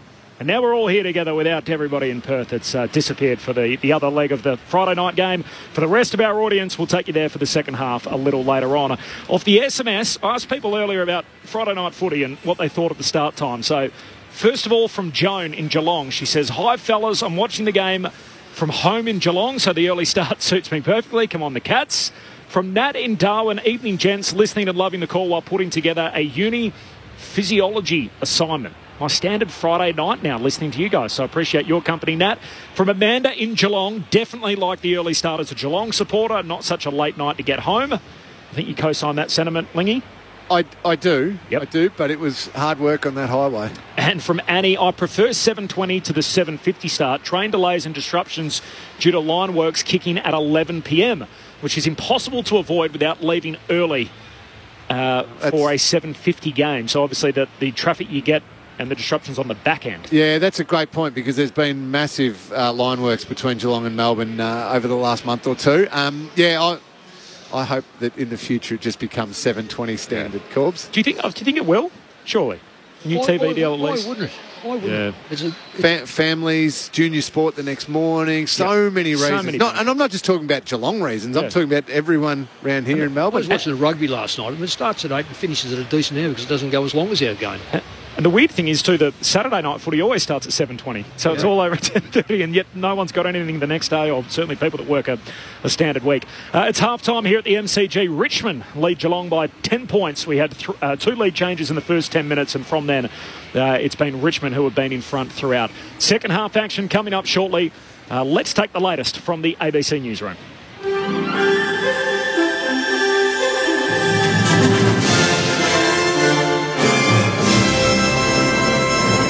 ABC News with Glenn Lauder. The coalition's welcoming meetings between the Trade Minister and his Chinese counterpart in Beijing. It's the first face-to-face meeting between the two ministers directly responsible for trade between the two countries since China imposed many restrictions on exports during the term of the previous coalition government. The Shadow Trade Minister Kevin Hogan says the dialogue is a positive sign for Australian producers. Do want to start to see some action now. There's a punitive tariffs or penalties on a number of products. Wine is exceptionally hurting a lot in the industry. We think they're unfair, we think they're illegal, so we do want to start to see some action. Environmental groups are labelling the approval of a new coal mine in central Queensland as shocking. The Environment Minister, Tanya Plibersek, has given provisional approval to the Isaac River mine near Moranbah in the Bowen Basin. President of the Environmental Council of Central Queensland, Christine Carlisle, says the move flies in the face of warnings about the threat of climate change. People who voted for climate would have a right to feel that they've been betrayed by these decisions. Given how the world's turning, we did have hope that this new Environment Minister would do things differently, but she's just following the lead of all the other previous Environment Ministers. A Canberra defence company's unveiled a new locally made weapon designed to kill drones with a single shot. The product, known as the Slinger, can be mounted on the back of a four-wheel drive. It's been developed by engineers at EOS Defence Systems. Its Executive Vice President Matt Jones says the weapon provides a very effective way to deal with unmanned aerial threats. It's taken quite a number of years of very hard effort from the engineering team to deliver something with such precision. What that then means is that we can see those targets at long ranges. We can engage those targets with one round with a very high hit probability.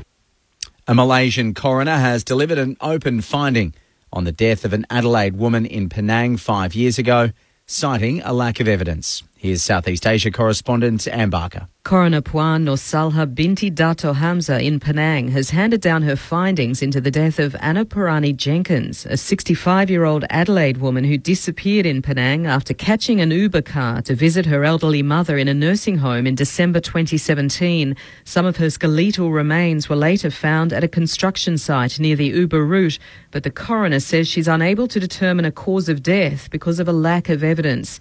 Anna Jenkins' son Greg says police only searched the site for 2 days and their investigation was deeply flawed. Victoria's opposition leader John Pesutto says he can't see a way back into the Liberal Party for the controversial MP Moira Deeming after she was expelled from the Parliamentary Party room. The first-term MP was given the boot 2 months after attending an anti-trans rights rally that was gate-crashed by neo-Nazis. The MPs voted 19-11 in favour of ousting Ms Deeming and demote the party room's secretary Renee Heath from her position. The administrative wing of the Liberal Party is now considering whether to expel Ms Deeming from the wider party. Mr Pesutto says it's unlikely Ms Deeming will be able to return. Look, I think if I'm completely candid with you, I can't see that at all, to be honest, given what's transpired in recent weeks. The New South Wales government says staff shortages will be alleviated with an influx of new nurses and midwives in hospitals across Western Sydney. More than 500 graduates will work as nurses and midwives at Auburn, Blacktown, Mount Druitt and Westmead hospitals this year, about 36% more than last year. The Premier, Chris Minns, says there's high demand for nurses as the government works to introduce nurse-to-patient ratios. It's wonderful to see 520 nurses and midwives graduate and get into the New South Wales public health system. It's exactly what we need. Papua New Guinea's foreign minister has stepped aside after coming under fire over comments that he made about his daughter's TikTok post. Justin Kachenko had faced widespread calls to resign after he labelled critics of his daughter's video primitive animals and useless individuals. The video, made during a taxpayer-funded trip to the coronation of King Charles III, flaunted cocktails and lavish meals at first-class airport lounges. Mr Kachenko said he decided to step aside to ensure the scandal wouldn't interfere with the upcoming visit by the US President Joe Biden and other Pacific leaders. Papua New Guinea's Prime Minister James Marape will take on the role as Foreign Minister. That's the latest from ABC News. For more at any time, you can download the ABC Listen app. What's the best thing in the world that's also on the ABC Listen app? The footy! This season, get your footy live and ad-free on the ABC Listen app. Right through for a goal. AFL, NRL, men's, women's. Whatever you fix, we've got you covered. She's got it. Bye-bye. See you later. Every goal, try, mark and tackle. Called by ABC Sports expert commentary team. AFL and NRL, live and ad-free. Get it on the ABC Listen app. Hello, I'm Patrick Stack, and if you like great stories and you enjoy sport, then I reckon you need ABC Sport Daily in your life. To put it lightly, it's the dog version of the Super Bowl. I think the last time that he actually played the Pies at the MCG was the game where he sort of hurdled the player in the middle of the ground and went on to kick one of the goals of the season, which will forever be on his highlight reel. They're two of the nicest blokes you're ever going to meet. It's a daily sports conversation, and it's called ABC Sport Daily. Find us on the ABC Listen app. Grandstand AFL. Now streaming every match on the ABC Listen app. Look for the AFL button. Hand pass away to Holmes, has to kick off a single step. Good coverage, doesn't quite get there. Henry on the behind line. He wanted to get arc around. He said, hang on, get back on your line. He steps out now, hooks it through. Perfect start to the second term for Geelong. Comes down to Tui, squeeze a little kick to the top of the goal square. Dempsey clever, shoots a hand pass to Smith, kicks it from the pocket. And the Cats are starting to land some punches. Richmond's lead cut to 4. Driving kick to a one-on-one. Mansell up against Stewart. It clears to the back. Stewart after it. Free kick for a hold going Richmond's way. So he's had one disposal for a goal to double up directly in front and answer back for the Tigers. Mansell comes in. 2 disposals, 2 goals. Hand pass to Rioli, now to Bolton. Hand pass to McIntosh, feeds it forward to Ralph Smith. Trademark Richmond, kicks inside 50. Dusty on the end of it. Rarely lets an opportunity slip. Bangs it through. Spills away of Ralph Smith. Hand pass to Taranto, lost it. Did he get Myers high? Play on's the call. Dempsey's hand pass to Hawkins. Hand pass to Simpson. Around the body, finally. Kicks the goal. The 2023 AFL season. On radio, ABC Sport Digital. And now streaming on the ABC Listen app. It's a dual-site double-header to start round 9 of the AFL Premiership season. Half-time at the G. Richmond by 10 points. We had 2 lead changes in the first 10 minutes, but from that point on, Richmond have led throughout. They got it out to 19 points at one stage. Geelong kicking 3 goals to 2 in that second term to cut it to 10 at the half. Corbin Middlemass and Matt Clinch calling the footy. Lauren Borden on the boundary, and our grandstand AFL experts Mick Malthouse and Cameron Ling. In the NRL tonight, Brett Sprigg, I know, will be driving home. He's a big Friday night listener, calls the early game in the NRL, calls both codes, and so often listens to Friday night footy on his drive back. So I'm sure he'll be somewhere on the streets of Sydney coming back from Homebush tonight, where the Warriors beat the Canterbury Bulldogs 24-12. So a 12-point win for the Warriors there. And in the late game, it's almost half-time between the Penny Panthers and the Sydney Roosters, and the 2-time reigning champs, the Panthers, pitching a shutout. It's 22-0 at the moment. So the Panthers out wide against the Sydney Roosters, closing in on half-time. That's in the NRL. Now the teams for Sunday, which we always love to do on a Friday night to bring you up to date with what's happening in the competition. Obviously, they've been finalised for the Sunday games. There's only 2 of them due to Mother's Day, so no overlap this week. 2 games. First up, Adelaide and St Kilda. Paddy Parnell comes back in for the Crows. Matt Crouch was the sub, so he drops out, and Nick Murray's lost his place through injury. Caminiti's straight back, served his suspension, returns for St Kilda. Jade Gresham's hurt, was on light duties during the week, so he's not playing. And Jack Vitale is the sub, so he drops out. And in the late fixture, Billy Frampton's injured. He's the only listed out for Collingwood at this stage. Cameron Fleeton is going to make his debut for GWS, so we'll get a look at him for the first time on Sunday. If you're wondering who Cameron Fleeton is, he was picked 58 in 2020, so third year on the list, gets his start for the Giants. Kel Ward's the sub, drops out, and Isaac Cummings injured, so they're big losses for GWS in that game up against Collingwood. The late fixture in Perth has started, so just underway. If you want to listen to that, there is a call available through the ABC Listen app. Click on ABC AFL Extra. You can search AFL in the bottom right-hand corner when you find that magnifying glass, and you can listen to the whole thing, the Eagles and the Suns, uninterrupted if you choose. There's no late change there. The 2 subs, Luke Edwards and James Cheetahs for the Eagles and the Suns. But the big news that everybody wanted to know was the turf monster back. And I can tell you, Matthew Rao sampled a little bit of the turf again. There's photos of him just tasting the grass at Perth Stadium before the game tonight. Sure, each to their own. Each to their own. Never did that, Nick or Lingy, any stage? No, well, it's a close game. They've been going for 5 minutes, hasn't been a score. But in all the games you coached, Mick, there must have been some weird rituals you saw before a game, was there? Or was nothing as weird as that? Eating grass is Well, you used to kick with Daisy Thomas. That was your sort of ritual, and Daisy. That's right. No. A couple of plays. One, if I got it right, Kevin Butler had one sock inside and one sock right way. Wow. Inside out, yeah. Now, I think that was the case. Donny Pike was a good one. Donny Pike used to have 2 pieces of bread with put a big a block of chocolate. I got a feeling it was the two-tone one, and he'd put it in the microwave for X amount of seconds. And have that pre-match. No. Wow. Yes, he would. Pre-match. We should have done this last week. We had Don Pike on last Sunday. We would have been able to ask him. He would have told you exactly what it was in the middle. Yeah, pre-match. Richmond by 10 points. Second half upon us on Grandstand AFL. You with Matt Clinch. It's a long season. We'll get you at some stage, Don Pike, to confirm. Here we go. Second half underway. Ryan wins down the tap for the Tigers. It's straight the way up Blitz Avs. He's locked up and the umpire will throw it up once more. Slightly the Cats' way from the centre circles. Tigers leading by 10 points. Cats inaccurate so far in that second quarter. Segler wins down the tap. Baker for the Tigers. Spins out of traffic. Kicks it straight to Prestia, who knocks it forward. Running onto it, Mitch Duncan for the Cats. Kicks over the head of Isaac Smith. Inside 50. Noah Bolter gets there first. In front of Hawkins. Drives it up to the southern wing. Ross the target. Got hands to it at a vice-like mark. Gee, that's a good mark. Isn't it a good one? Wow. Claims it at right half back for the Tigers. Turns and comes inboard. Taranto takes the mark. Returns it back to Ross. Follow up with your previous kick. Sends it up to Grimes, who marks in the middle of the MCG. The Richmond co-captain. High kick inside 50. Going back with a flight is Samson Ryan. It's spoiled down with good support from Zach Guthrie. And Kolajasny for the Cats to Holmes, who was tackled immediately by Pickett. It spills out to Shea Bolton. With smooth moving, he breaks out of the tackle from O'Connor. Kicks inside 50. Over the head of Jack Revolt and bounces end over end. In front of McIntosh, up against the left behind post. Punt road end, Tigers deep into attack. Richmond by 10 points.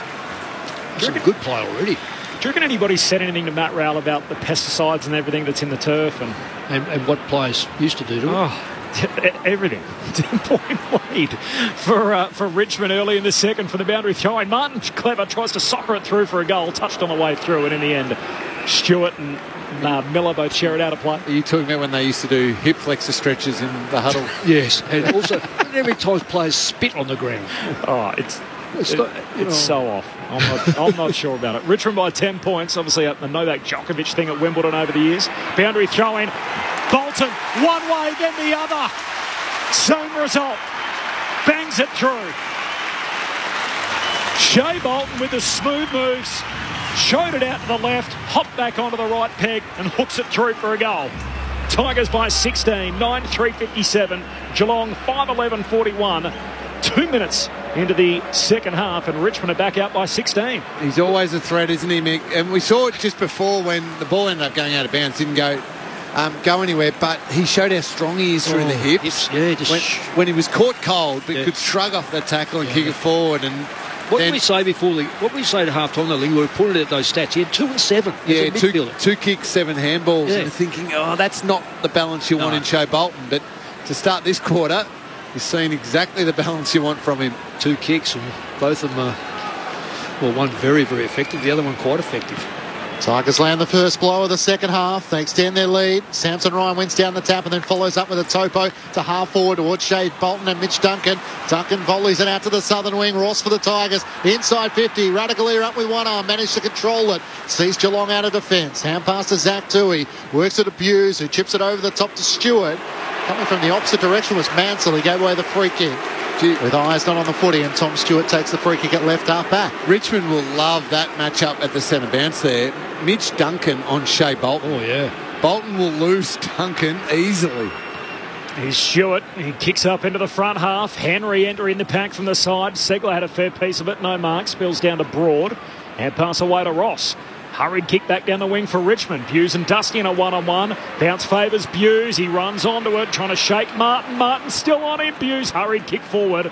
At the drop was O'Connor. No mark knocked away from him. Blitzarves cleans it up. Holmes, hand pass away to Simpson. Gives it back to O'Connor. Heads inside 50. Grimes, a little nudge. Couldn't complete the mark. Spills through to Bolter. He runs and carries in a hand pass to Broad, top of the goal square. McIntosh wants it long. He has to try and get it to him. He does. On the left, who was able to get it past Max Holmes into the reliable Tigers' hands. That's not his best kick. Bounces just in the field of play. Umpire gives him the benefit of the doubt. It was wide of Marlon Pickett and landed in front of Zach Guthrie. A boundary throw in on the members' side. Richmond by 16 points. I think you're being very kind, Matty. McIntosh can do that. He can do that every time he kicks the football if he wants to. Umpires are not normally that understanding. They normally penalise them. It's socked forward by Tom Atkins to half forward. Ollie Henry can't gather. Grimes clears a path for Baker. Twinkle toe dancing his way around and then stepped over the boundary line, and the umpire says throw it in. Well, he disguised that well, Baker. Didn't he just? I'm just trying to get around, trying to get my handball off. Well played. Clever. Very clever. Had 8 disposals, Liam Baker, in that second quarter. Up to 14 for the match. Short leads the way with 18. Myers, Duncan and Holmes with 15 for the Cats. From the throw-in comes away a Segler. Hand pass to Cameron. Driving kick inside 50, but can't clear Broad. Who marks in front of Hawkins. Sends it out to Bolter in the right back pocket for the Tigers. Kick is over the head of Ross, and the mark is taken by Buse. Geelong look to turn it into attack on the wing. Buse thought about going across the ground, decides to kick it deeper. Henry goes out at one-handed. Grimes punches it away, clashes with Vlostone in the air the second time. It spills to Broad. He steps sideways and the ump's happy with that as it's out of play, and a throw in forward pocket for Geelong. If you're saying Bolton is getting picked up by Duncan is getting forward as often and as quick as he can. And let me tell you, Shea Bolton doesn't want to know anything about him. Ryan wins the hit out. McIntosh is onto it, back pocket. Hand pass away to Prestia. Tries to paddle it to Taranto. It's back out of bounds. I reckon they've switched it. I reckon they've brought Duncan up and Zach Guthrie's onto Bolton, which is a better defensive matchup from a Cats perspective. But Bolton will be backing himself against Guthrie if that ball hits the ground. Deep in attack for the Cats. Samson Ryan wins down the tap for the Tigers. Got it to Taranto. Squeeze the kick out of defence. A good mark from Dan Rioli. Down low as he marks it right half back.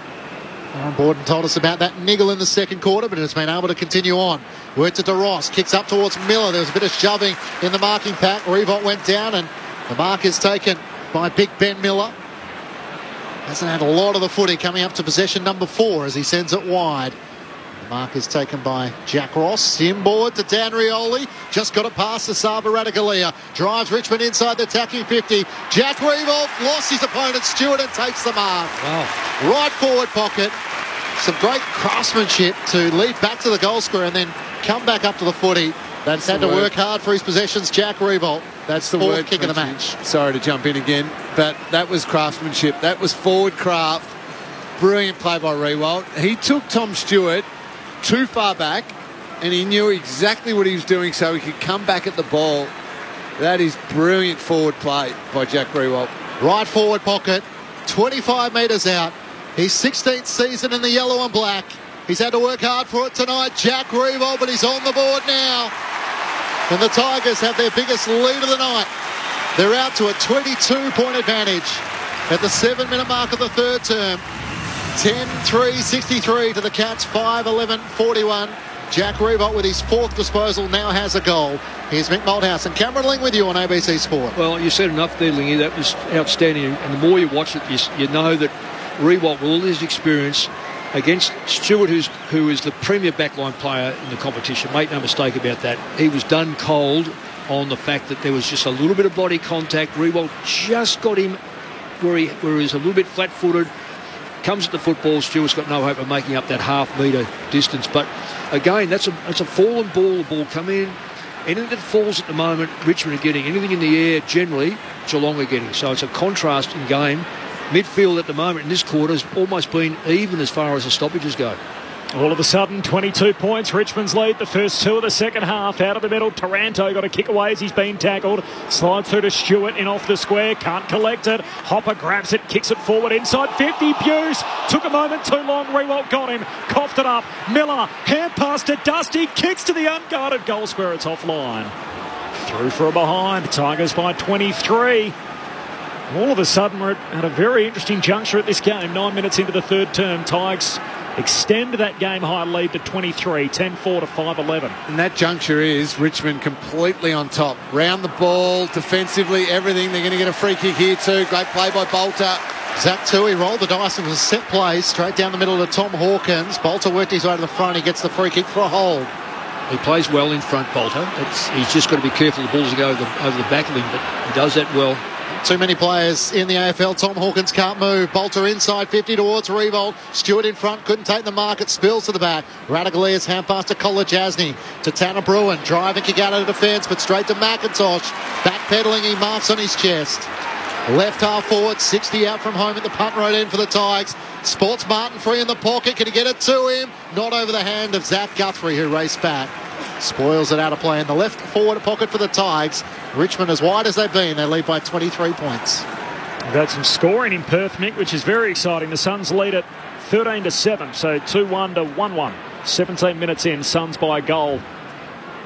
Boundary throwing. Both rucks just knock it back out of play, so we'll do that all again. Forward pocket for Richmond. Not a bad little set play that, though, by Richmond. It was a beauty. Bigger hit. He almost got too much on it, but Mansell was running that boundary line arc. Yeah.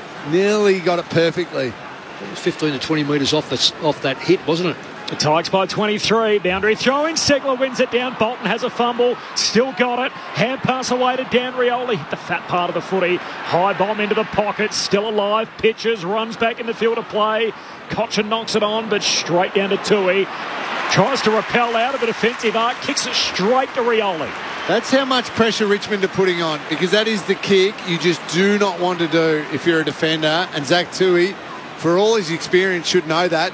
Yeah. When you kick quickly, hurriedly back into a central part of the ground and you can't clear the 50, it's always going to be marked by the opposition. And that's the great pressure of Richmond at the moment. Geelong are under the pump.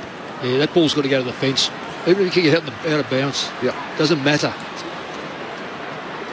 Rioli with a little skip out to his right. His drop punt sails goalward, but it's right. It's a behind.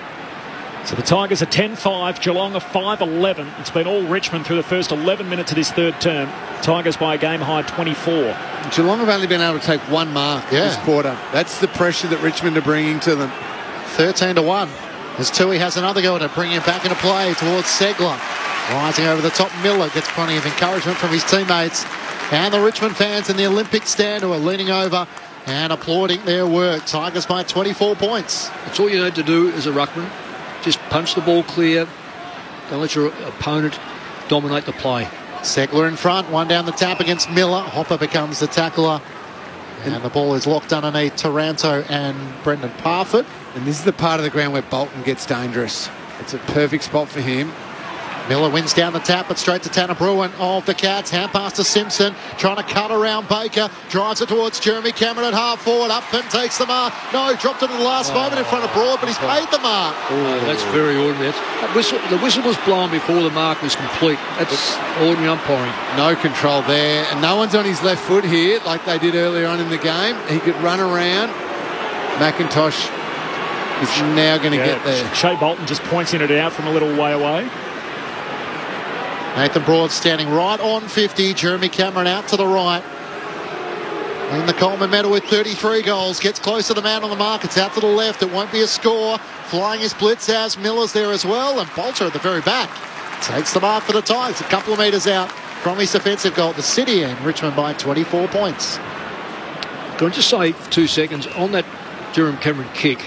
He loves the big arc, as does Buddy Franklin. When you take that away from Franklin, his kicking for goal is minimised. And the same is being said now and has been done by against Cameron. McIntosh on a rebound 50, miskicked it up to the wing, bounces the way of Holmes for the Cats, hand pass away to Buse, they keep it in their front half, he dishes it off to Tanner Bruin, long kick to the top of the goal square, Henry down there, Bolter spoils, it's out of play, forward pocket to the Cats. They're set up really well defensively, Richmond. They're trusting now they can get so much pressure on the ball carrier that they can go back to their getting a +1, their exact defensive structure they want behind the ball.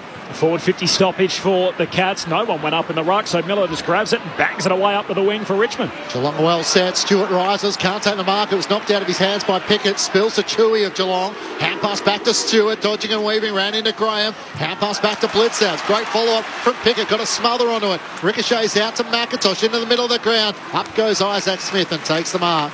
In front of Dion Prestia at the back edge of the centre square. Works it through the middle of the ground by foot to Tanner Bruin.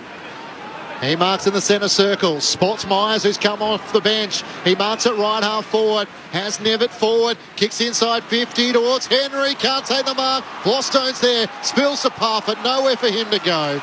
He's tackled 40 metres out from the Cats' goal. Richmond by 24 points, 14 minutes gone, third term. Scores level in Perth, 2-13 apiece between the Suns and the Eagles. Doubleheader on Friday night. Hawkins with the ruck work, taps it straight down to Duncan. And his premiership teammate hooking it through for a goal. One the Cats badly needed. And one somewhat against the flow in this third term. 15 minutes in. Geelong 6-11-47, Richmond 10-5-65, closes the gap to 18 points. Richmond's way. Mick Malthouse, Cameron Ling, Grandstand AFL. Well, it's just outstanding ruck work. Hawkins has done that to many good ruckmen, let alone some inexperienced ruckmen. And Duncan knows his teammate, played with him probably for 13 or 14 years, so would know him back to front and just capitalise. So I would say, as good as the play was, the defence was very, very poor. You've got to cover inner and outer on any of these forward stoppages, and the only way to do that is to get your hands dirty and close, and you wait on the outside to see what's going to happen, and you close the gap.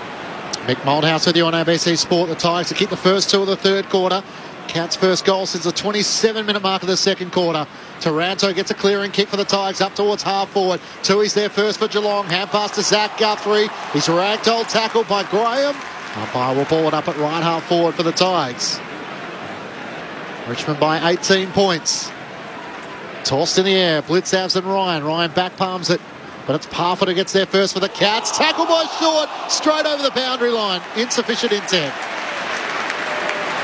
It's just not sharp with his disposal at the moment, Brandon Parfitt. Perhaps that's playing multiple weeks in the VFL. Good tackle again by the Tigers. In comes the kick from Short. Hands on it from Ryan. No marks. Falls down to Tui. He's tackled, taken to ground. Good follow-up from Samson Ryan. We'll have the ball up. 25 out from the Richmond goal.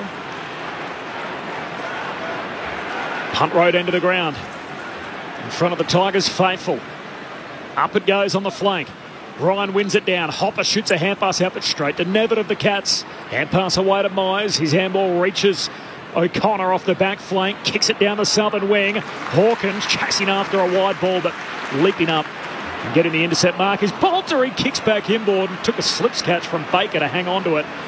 In front of that logo on the southern wing. Richmond by 3 goals, 17 minutes into this third term. Baker looks further afield. There's only one-on-ones in front of him. Sends it towards Miller. Radicalier from behind spoils it down. Nevitt's onto it. Tackled and brought down. Mansell laid an excellent tackle. Spills to O'Connor. He can't clear it. Nevitt just kicks it forward, but straight to Dan Rioli, who marks for Richmond at right half forward. That's it. Outer ring, you're talking about Lingy, just making sure defensively they've got themselves in position for the quick kick that comes out, or the mongrel kick that comes out.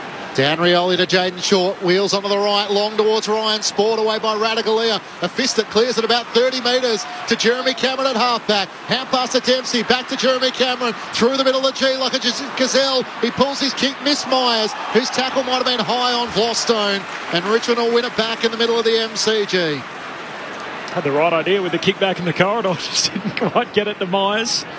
Without a heap of options up ahead, so the Tigers swing it across the ground. Vlostone to Broad and now to Prestia in front of the benches. Game 200. It was the first part of his career with the Suns and crossing over at the right time ahead of the 2017 season and a 3-time premiership winner. Pickett flying from the back.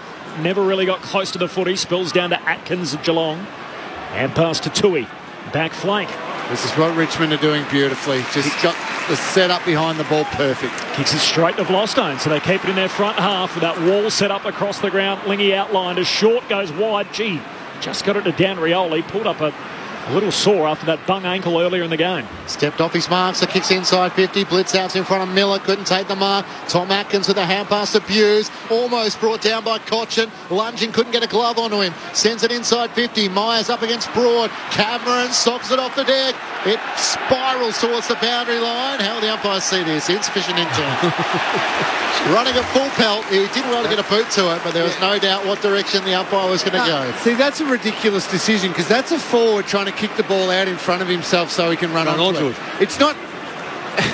He's kicked it too hard so it goes out of bounds. That's not where he wanted it to go. They've got to realise what a forward's mindset is. Penalised for trying to create the play as Broad runs the boundary line, sends it around the southern wing. Sama Ranagalia rises to take the mark. This is where Geelong have been so strong with their intercept marking. Tigers lead by 18 points.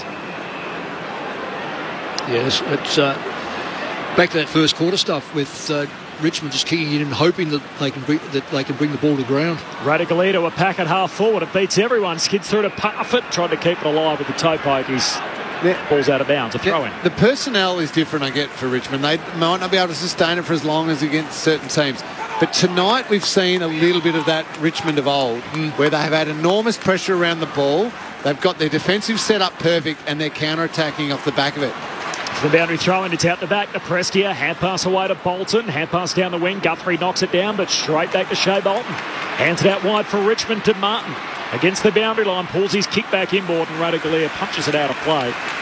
Interestingly, since Geelong really started to turn up the heat on their season with that 10-goal third quarter against the Hawks, they'd not only won every game, they led it every break. So they led it quarter time, three-quarter time, half time of every match. They're playing from behind tonight. It was Richmond by 17 at quarter time, 10 at the half. The Tigers by 18 now. 2-1 in this third quarter the way of Richmond. Shea Bolton tried to get a boot to it, but it's Simpson for the Cats who emerges with it. Hand pass to Dempsey, little fumble. Inboard to Nevin. Gathers on the southern wing, sends it long inside 50. Jeremy Cameron up through his fingertips. Hawkins trying to gather. Floston's still down. Hawkins wheels onto the right. Vacant goalmouth getting back. Noah Bolter takes the mark in front of the behind line. He looks at Henry and thinks, I'll run away from you. Takes a bounce, clears the defensive 50. Long kick up to the wing. Blitzau's in between. A flying shot. Marlon Pickett can't take the mark. It's now underneath him, and it's Tom Atkins who picks it up. Bumped off it by Mansell. And now he's penalised holding the footy. Well, I know Pickett missed the mark, but that's what you have to do at that size against the Cats. You've got to bring the ball to the ground, and that's exactly what he did. Now Richmond recovered it again. It was Mansell's tackle on Atkins that was rewarded, so he sends it inside 50. Martin's the crummer, brought down by Ranagalia holding the footy. And it's no easy task to stop Dustin Martin when he's charging inside 50. Tigers by 18. He was best of field last week. Big Sav. Ranagalia, he's busy again tonight. Got all 10 votes from the coaches in that game against Adelaide. Goes back to Tui. A long kick out to halfback, sliding through his Baker, takes the sprawling mark. And again, Richmond lock it in their front half. And they've played most of this third quarter, 22 minutes old. Tigers by 3 goals. A short kick laterally to Vlostone. He pulls the trigger in the middle of the ground to Jaden Short. Continues the swing out the southern side. Broad runs onto it on the half volley. The inside 50 kick hits Martin on the chest. And now it's 48 metres out. That's a hard kick for Martin. He's got to go 55. He's not mentally... He's not going to do that. He wants to lay it up. Looks for Mansell, trying to place it straight to him. No mark. Spoil from the back. Falls down to Cochin. Cochin kicks it. The Tigers fans are roaring their approval.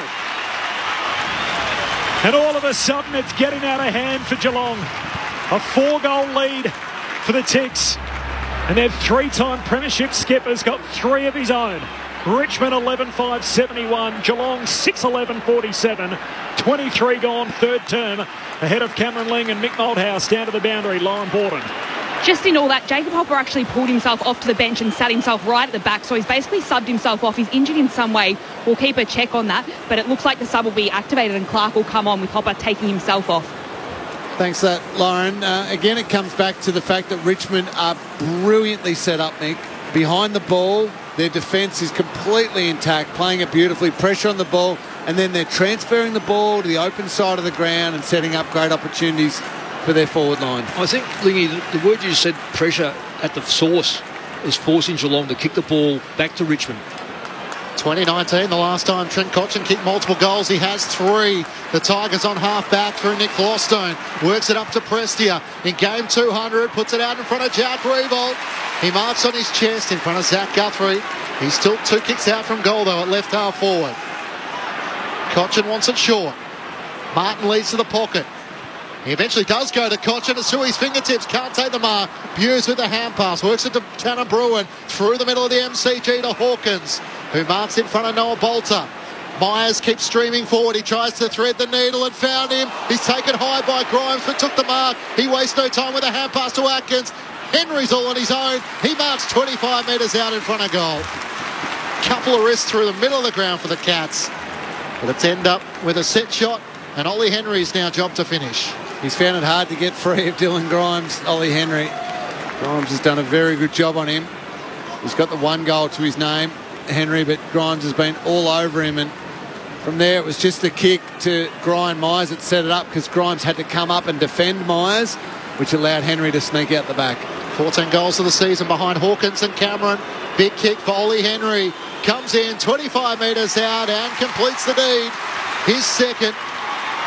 The Tigers with 3 goals to 2 in this third term.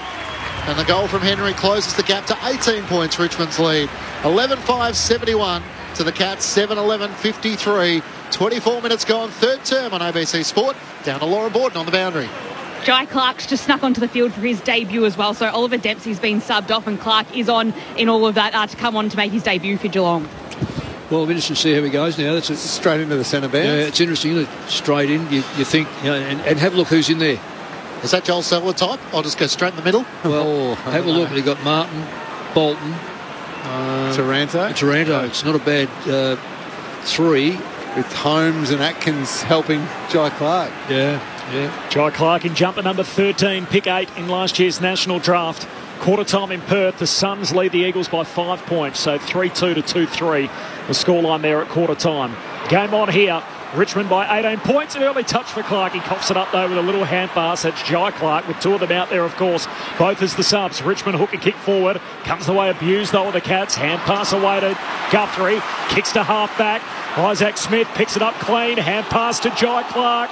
Got it out under pressure to Atkins. Atkins on the wing. Kicks a short pass. Finds Myers. Geelong are lifting. Sends it towards Henry on the half-forward line on the bounce. Hand pass over his head to Simpson. Gets it to Jai Clark. Another touch. A third one inside 50. And the mark is dropped by McIntosh. Sliding in Nevitt. Pinned by Baker. Great tackle. Umpire was blindsided. He'll pull it up 35 metres out from the Cats' goal. Imagine walking on an AFL field and getting 3 touches in your first 90 seconds. Feels like they're trying to use him. They are trying to use him, but he's under the pump every time. Up it goes, comes down Richmond's way. Baker feeds a hand pass back to Bolter. Hurry kick out of the defensive arc. Stewart wins it on the wing. Big tackle from Rioli. He's pulled up a little sore. Soccering the ball forward. Rewalt. Radagalier at half back though for Geelong. Hand pass back down the wing to Stewart. Collision coming up. Attacking the footy is Bolter. Put his body on the line there. Ball spits out to the southern wing. Taranto gets it for Richmond. Hand pass to Baker. Hand pass out wide for Prestia. Against the boundary line, southern side. Kicks down to Rewald, who's horribly outnumbered. And Jeremy Cameron back takes the intercept mark. Late in the third quarter, it's Richmond by 18 points. Gee, feels like a big moment in the game here just before three-quarter time. Inboard to Colin Jasny into a corner. Kicks it up to Mitch Duncan. Marks it right half back. Smith around the back. Gives it to the Norm Smith medalist. Wheeling through the middle of the ground. Long to Hawkins, one-on-one. Getting back Broad. Back with a flag. Courageously dropped the mark. Hawkins tries to soccer it forward. Volleys off Broad towards Nevitt. Baker charging back. Breaks the Hawkins lunging hand. Sends it out towards half back for the Tigers. Prestia is underneath it. He takes the mark on his chest in game 200. Dion Prestia. Such a crucial cog for the Tigers in the middle of the ground. Goes short inboard. Finds Tim Taranto. Richmond by 18 points. It was Ryan Mansell had that big effort on the southern wing, and he pulled up a little sore too after his involvement, and so started to head towards the bench. Richmond have just made their sub with Hopper injured, so Taranto heads down the wing, and Segler takes a big intercept mark for Geelong. It's all happening, as Bill Laurie would like to say, here at the MCG. There is, but there's also one thing that's not happening. There's a lot of composure right now, because I think there's some exhausted players out there. 28 minutes into the third, Richmond by 18 points. Segler goes down to half forward and Henry flies in the pack. No mark, and we'll have a ball up. young Ryan in position already. I'm just intrigued by this ruck duel because he knows he's giving away that experience. He's exhausted, young Ryan. Segler reaching over the top, palms it down. Holmes soccers it forward, out close to the boundary line, and in the end, Simpson picks it up. Didn't have enough space to pull up as he crashes into the advertising hoardings. We'll have a boundary throw in, 45 out from the Geelong goal. It's Richmond by 18 points, 29 gone third term. Early second term over in Perth, it's the Suns who lead the Eagles by 5 points. Just want to concede one here as Hawkins is doing the ruck work against Ryan. Spills down the way of Taranto. Quick hand pass to Ross to Shea Bolton. Out of defence with a hand pass to Cochin. Not a lot up on the members' wing. Has to try and get it to Judson Clark. It won't reach him. Dropping the mark with Zach Guthrie. Knocks it out to Isaac Smith. Kicks a high up and under kick inside 50. It's one on about 4 or 5. Sam Simpson outnumbered. And the mark taken by Nathan Broad for the Tigers. 35 metres out from his defensive goal. I reckon they must know the time because I reckon there was every Tiger was 4 to centre and 15 were in the back 50. Short kicking game in the back half as Cochin pokes the pass away to Ross. There is a sign up on the bench which reads FB on the red sign for Richmond. On the other side of it, it says KB. I don't know if that's a paying homage to Kevin Bartlett or what that might be on the Richmond bench, but some sort of indicator that we're getting towards the end of the quarter. It's the Tigers by 18 points. Is there an upset brewing here at the MCG? They lead the reigning champs 11-5 to 7-11. Three-quarter time at the G. Interesting quarter, 3 goals to 2 Richmond's way. They've led throughout. After we had 2 lead changes in the first 10 minutes, it's been Richmond from that point on. They got it out as wide as 24 points at one stage. It's 18 at three-quarter time. The goal kickers, Trent Cotchin has 3. As Clinchy said, his best effort since 2019, or the first time he's kicked multiple goals since 2019. Of course, one of Richmond's premiership years, he's got 3 to three-quarter time, 2 for Mansell, then singles for Prestia, Dustin Martin, Rewalt, Rioli, Bolton and Graham. While for Geelong, 2 each for Hawkins and Henry, and then singles for Smith, Duncan and Simpson. Fascinating game as we turn for home. Richmond by 18 points. The thoughts of Cameron Ling and Mick Moldhouse in just a moment. We're on ABC Radio, News Radio, Sport Digital, and we're also streaming through the ABC Listen app. It's three-quarter time at the G. This is Grandstand, AFL. For extreme entertainment, stream comedy whenever you like on ABC iView. That's so cool. Extreme feel-goods with Ghosts, Ronnie Cheng, international student, and Summer Love. Never hold back, kids. Extreme funnies from the Melbourne International Comedy Festival. That means a lot. And extreme good times with Starstruck, Peep Show, and Fisk. Why would you say that? Yeah, I don't know. It's Extreme Comedy Gold. So cool. And you can stream it all for free on ABC iView. Grandstand AFL. Now streaming every match on the ABC Listen app. Look for the AFL button. Boundary throw in. Bolton, one way, then the other. Same result. Bangs it through. Shea Bolton with the smooth moves. Drives Richmond inside the attacking 50. Jack Rewalt lost his opponent Stewart and takes the mark. Right forward pocket. Brilliant play by Rewalt. He took Tom Stewart too far back so he could come back at the ball. That is brilliant forward play by Jack Rewalt. He's had to work hard for it tonight, Jack Rewalt, but he's on the board now. And the Tigers have their biggest lead of the night. They're out to a 22-point advantage. Hawkins with the ruck work, taps it straight down to Duncan. And his premiership teammate hooking it through for a goal. One the Cats badly needed. And one somewhat against the flow in this third turn. Looks for Mansell, trying to place it straight to him. No mark, Spoil from the back. Falls down to Cochin. Cochin kicks it. The Tigers fans are roaring their approval. And all of a sudden, it's getting out of hand for Geelong. The 2023 AFL season. On radio, ABC Sport Digital. And now streaming on the ABC Listen app. The Tigers are playing in front. They led by 17 points at quarter time, 10 at the half, and now by 18 at three-quarter time, 11-5 to 7-11. Both subs have been made. Hopper suspected... we suspect he's injured. He took himself out of the game, sat in the back row in that third quarter, as Lauren Borden told us. So as a result, their sub, Judson Clark, is into the game. And his namesake, Jai Clark, is on debut, the 18-year-old from Geelong. So he's come into the game for Ollie Dempsey, a tactical sub made in that third quarter. Meanwhile, the game that's been played over in Perth, it was the Gold Coast Suns who led the game by 5 points. At quarter time, it's all even at the moment, 5 minutes into the second. So 21 points apiece, 3-3 for both sides, the Eagles and the Suns. We'll get the second half of that to follow our game. But there's a fair bit still to play out here at the MCG with a quarter to come. Richmond, who have won only 2 games all year, lead the reigning champs by 18 points. Cameron Ling, Mick Malthouse. There is a lot to play out because Geelong will throw a lot at Richmond in this last quarter, trying to close down that 18-point deficit. But if the Tigers, Mick, can keep up that pressure around the ball, you could see in that quarter their behind the ball structure, their defenders just become so much more confident, so much bolder with their starting points. Bolter's now leading Hawkins to the ball. Floston's intercept marks, Broad's intercept marks. You're throwing Grimes' ability on Ollie Henry, and they're forcing the dump kick, Richmond market, and then they can control possession, switch it to the open side of the ground. That pressure around the ball is the key to Richmond going away with this one and winning it. If that drops off at all, then we know that Geelong's a very good team and they can score heavily. Yep. That's what they'll try and throw at the Tigers. So I'm sure Damien Hardwick right now talking to his team is keep going with that pressure around the footy. Be relentless.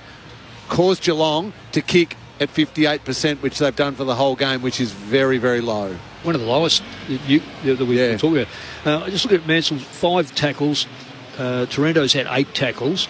It's the pressure that and you mentioned it, that Richmond are able to put on in their forward line, which gives the back line the surety that it's going to be a haphazard, quick, mongrel quick generally out, and then you can get your lines intact. You keep 4x4 across the back half, or even 3x3.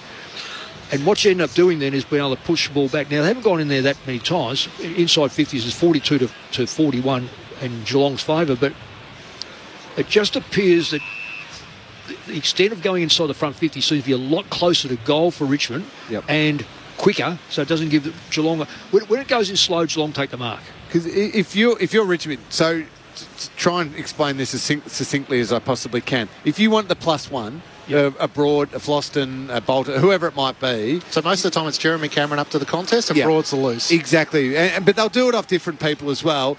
You are giving something else up. If you want the +1, so you give an extra one at the contest. Now, if that extra one at the contest becomes highly influential, is able to use the ball, hit up a forward, well, there's no point having a spare. Exactly. But right now, the pressure is so good on that loose player and the numbers at the contest for the Cats, that spare for Richmond is having massive influence in this game. So right now, absolutely perfect the way the Tigers are doing it. They've got to sustain it for this last quarter.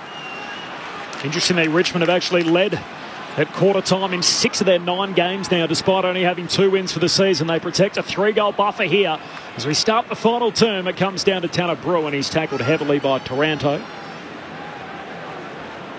Do it all again. Chucked up in the middle of the ground. Ryan knocks it down. Blitz halves waiting though for Geelong. Hand pass back to Ryan. Richmond back with it. Cochin at the coalface. Hand pass out to Prestia. Look away. Hand pass straight to Buse. Geelong win it back. Hand pass out wide to Atkins. Narrowly avoids Bolter. Swings a hand pass to Nevitt. Hand pass down to high half forward for Henry. Feeds it back inboard to Nevitt. Tackle right there on him. Grabs him. Taranto takes him to ground. Ball up. Centre half forward for the Cats. Richmond by 18 points as we start the final term. See, 2 of those times should have gone inside forward 50 for the Cats, but it's the Richmond pressure that forces that overuse. From the ball up, Segler tries to take it out of the ruck, dribbles it inside 50, Grimes onto it for the Tigers, hand pass into the middle of the ground, only as far as Tui, around the body, long kick deep inside 50, Vlaston's underneath, he takes the mark, plays on immediately, sends it out to halfback, Judson Clark takes the mark, Camden McIntosh running hard to try and get into space as Judson Clark takes a bounce. Hand pass to McIntosh, had to work it forward to his own advantage. Close to the boundary line, Blitzavs is tackled over. Oh, he's carried McIntosh. Oh, dangerous tackle. What about that high contact to McIntosh first? It's a good running effort from Camden McIntosh. He must have sprinted around 400 metres to stay in the battle. Can I just add, that will not be looked at, that tackle. So Blitzavs ends up with the free kick, long towards Segler, through his hands, can't take the mark. Bolter got down low, wanting high contact from Parford. Umpire doesn't blow his whistle and it'll be balled up. Then again, Van Ryn did get 2 weeks. Twice. Twice. That's right. Interestingly, in that third quarter, the Tigers took 10 intercept marks. Noel Bolter led the way with 3 from the throw up. A chance still for the Cats as Isaac Smith gets the hand pass to Segler. High kick inside 50. Cameron comes out. Can't take the mark. Hawkins at ground level. Couldn't quite get it to Nevitt. Pinching it Graham. Gets the hand pass away to Noah Bolter. Sends it to Marlon Pickett. Trying to find a way past Hughes. Has to get the hand pass clear. Duncan trying to run onto it. Can't do so. Pickett wins it back. Hand pass to Prestia. Kicks it out to Cochin at right half back. He plays on immediately. Waits for the running hand pass. Dishes it off to Graham. Riding shotgun. Heads down to half forward. Stewart flies, no mark, falls through to Rewalt, tackled, lost it. Miller on the deck, taps it out to Rewalt. Clever hand pass, feeds it forward to Bolton.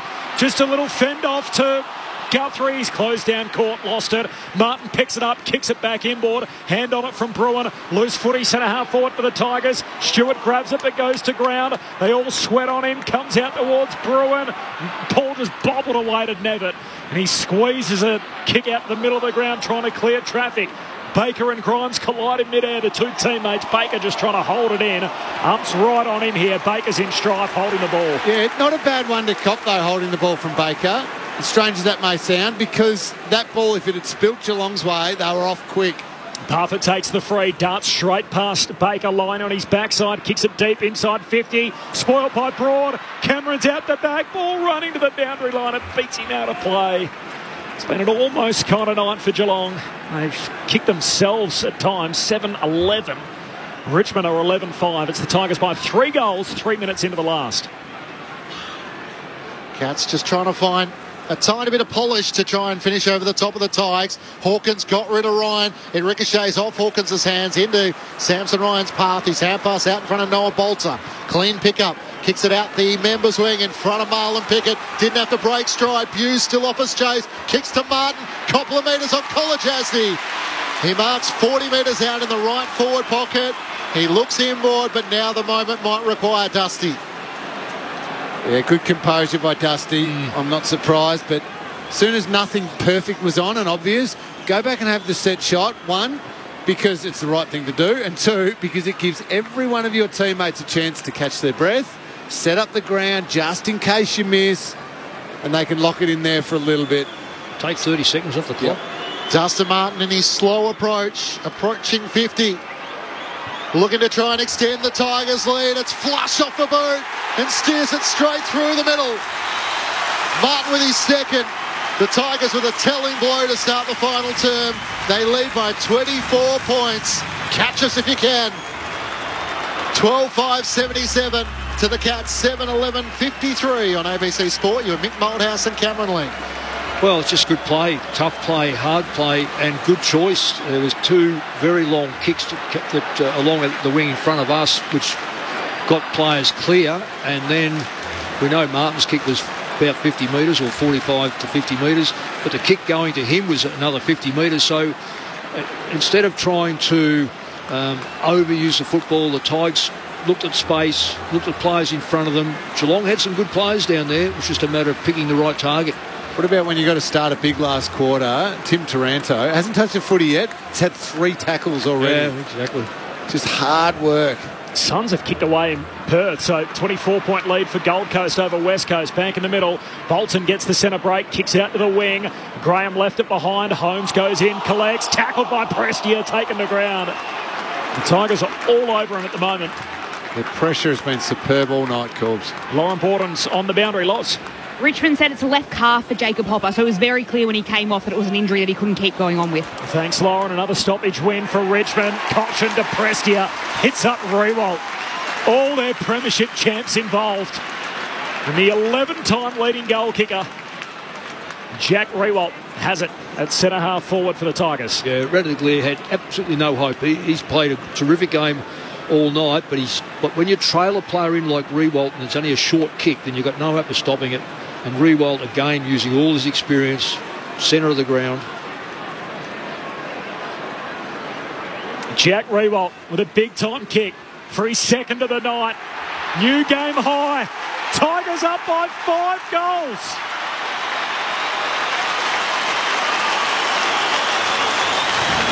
And the reigning premiers have it all to do. 5 goals down, 7 minutes into the final term. It's Richmond 13-5-83, Geelong 7-11-53. A 30-point margin 7 gone, final turn.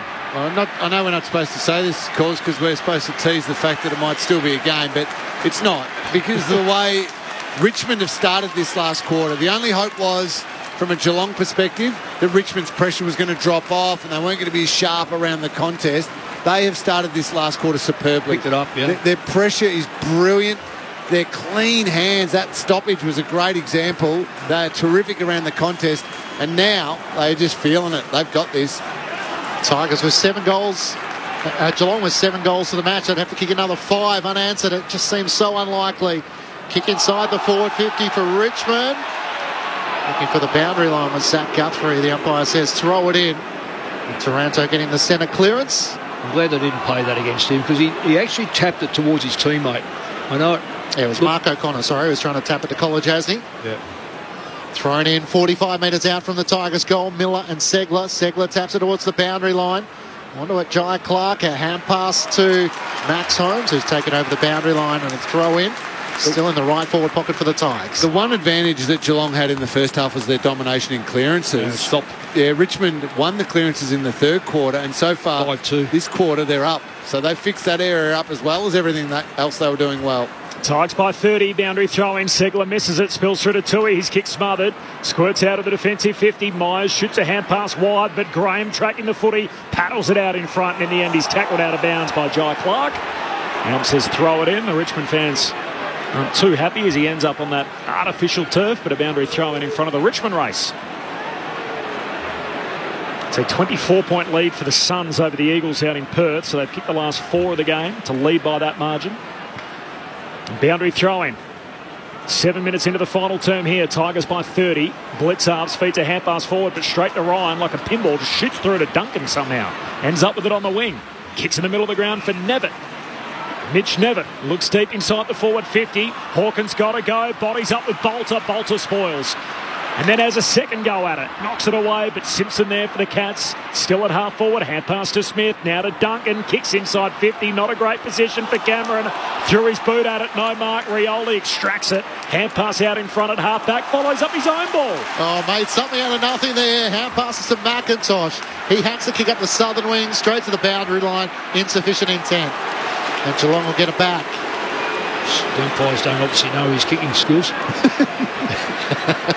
College as he comes inboard to Duncan. I think regardless of whether you're a skillful or unskillful player, they punish you either way. Duncan tries to poke the kick over the top to Holmes. Sliding in McIntosh. Judson Clark tries to rip it away. Holmes has the footy wedged in between a couple of Tigers. McIntosh brings him down and it'll be a ball up. Well, I've got to say the Tigers are smelling blood now. Oh, yeah. I still don't give Geelong away, but they are all over them. Richmond by 30 points. Tapped down by Miller, then follows up with a tackle on blitz as Graham locks him up as well. The umpire will ball it up at 60 metres out from Geelong's goal. Miller wins the hit out. Down towards Duncan, who hooks a kick inside the forward 50 for Geelong. Bolter tries to trap it. Ball comes down to Henry, knocks it back to Hawkins. His hand pass is out of play and a throw in forward pocket for the Cats. This game shows what Richmond's capable of for me, and who knows if it's sustainable every single week given the age of the list and all of that and the injuries, but gee, when they play like this, they are a very good team. Boundary throw in. Hawkins doing the ruck work. Cameron tracking the footy, left it behind, picked up by Atkins. He's held up. We'll have a ball up here, centre half forward for Geelong. Cats had won the last 3 against the Tigers since the 2020 grand final, but Richmond really held it over Geelong during their great era where they won 6 of the previous 7, including 3 finals. Miller wins the tap down to Prestia, can't break clear. So from 2007 to 2017, 13 straight wins for the Cats. Richmond won 6 of the 7 through 17 to 20, their dominant premiership years, and the Cats have won the last 3. It's been a great rivalry over the journey. As Miller wins down the tap to Graham, he's tackled by Holmes. Sliding in Zach Guthrie. His tackle was over the shoulder and Jaden Short will take it. At centre half back for the Tigers. Their desperation, their intent on the footy. It's been what Damien Hardwick has been hoping to see. Hand pass to Dan Rioli, sends it out to the members wing. Up goes Mansell over the head of he and Tui. He's first back onto it though, kicks around his body to Graham. Spoiled away by Stewart. pitches it away from Isaac Smith. Hand pass out in front of Isaac Smith. Gets the hand pass away to Zach Guthrie. Around the members wing. Finds Jeremy Cameron. He wants to get it long to Hawkins. One-on-one with Bolter. It clears the two. Hawkins first onto it. Bolter slides in. They're both on the ground. Hand pass back to Simpson. Can't get boot to ball. Hand pass to Ollie Henry's brought down. Ferocious Richmond. And eventually they lock it up with Baker charging in. And the umpire will ball it up at the top of the goal square. Well, that's just desperation plus. You just love people to be able to watch that. We can call it from here, but that was just an attack by Tigers onto a little pussycat. Honestly, they were all over that player. That's the night in a nutshell. How Richmond have done it as Miller palms it down to Taranto, kicks to centre half back. Spoil comes from Graham, spills to Rewalt. Hurried kick in the middle of the ground. Bolton trying to trap the greasy footy, knocks it back out to Rewalt. He just soccers it up into the front half. O'Connor's onto it though for Geelong. Kicks the Cats back in the middle of the ground. Ralph Smith, the flying blonde mullet, comes floating through to take the intercept mark for the Tigers. Kicks for Ryan at half forward and he marks. And Geelong is getting some numbers back to protect the corridor. The Tigers are going inside again.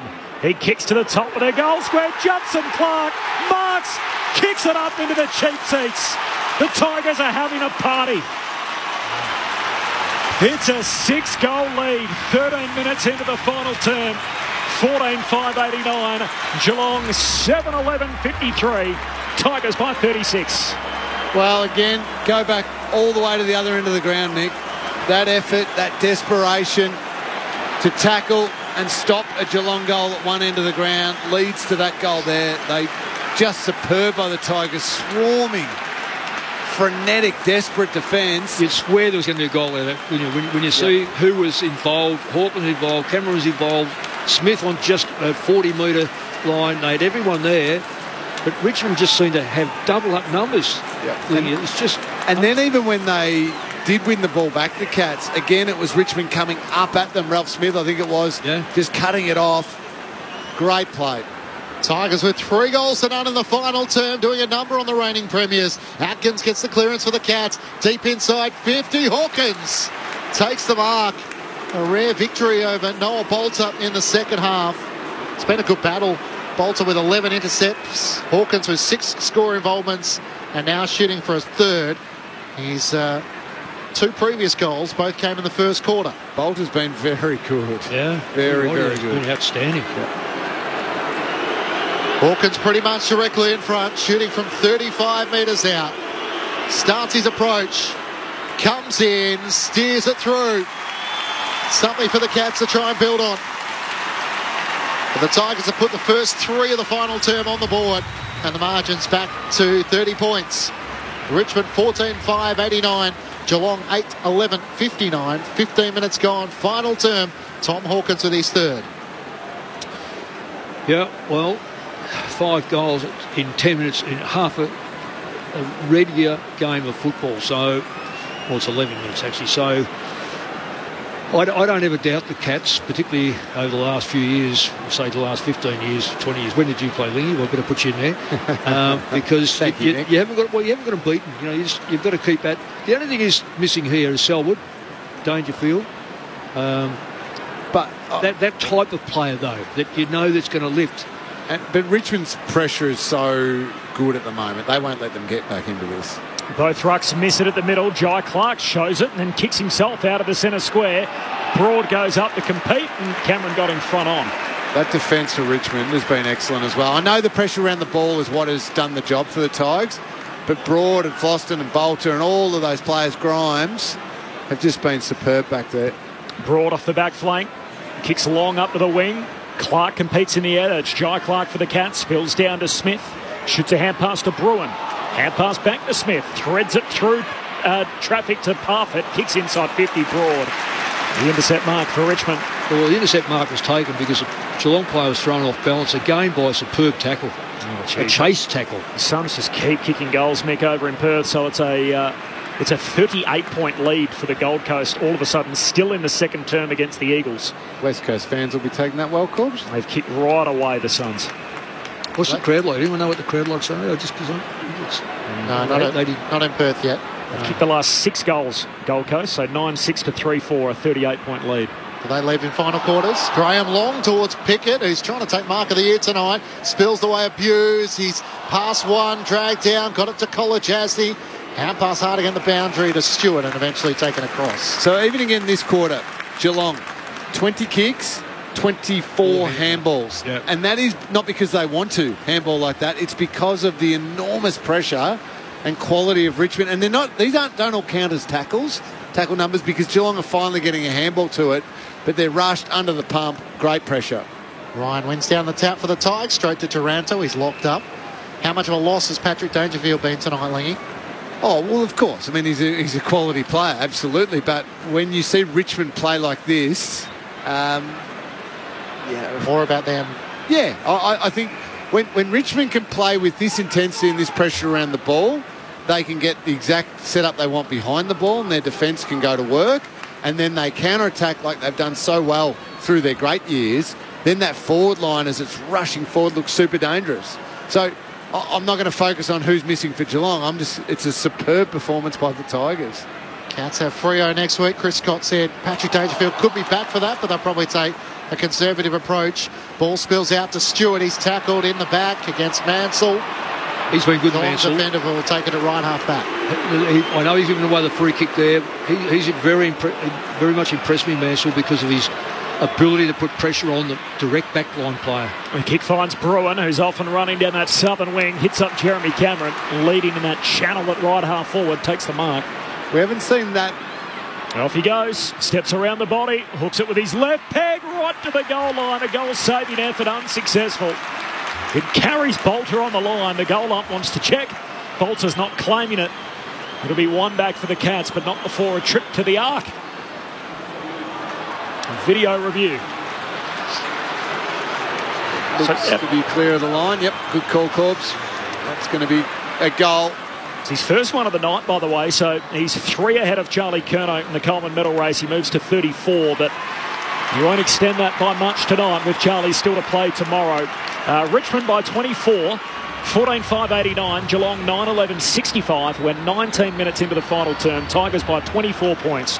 And in Perth, approaching half-time, it's the Suns by 37 over West Coast. Mick, we haven't seen too many times that sort of ball movement be allowed for the Cats. No. So Tanner Bruin in space, a kick inside forward 50 to a nice lead, nice mark, and Richmond have taken that away from Geelong completely. Now, you could say the only reason it happened is maybe because the Tigers have put the cue in the rack a little bit, but that's the thing that they've taken away from Geelong all night because of their great work. Yeah, you're spot on. I mean, it's sort of like a bit of a back to the future, isn't it? Like with a few different players in there, young players in there.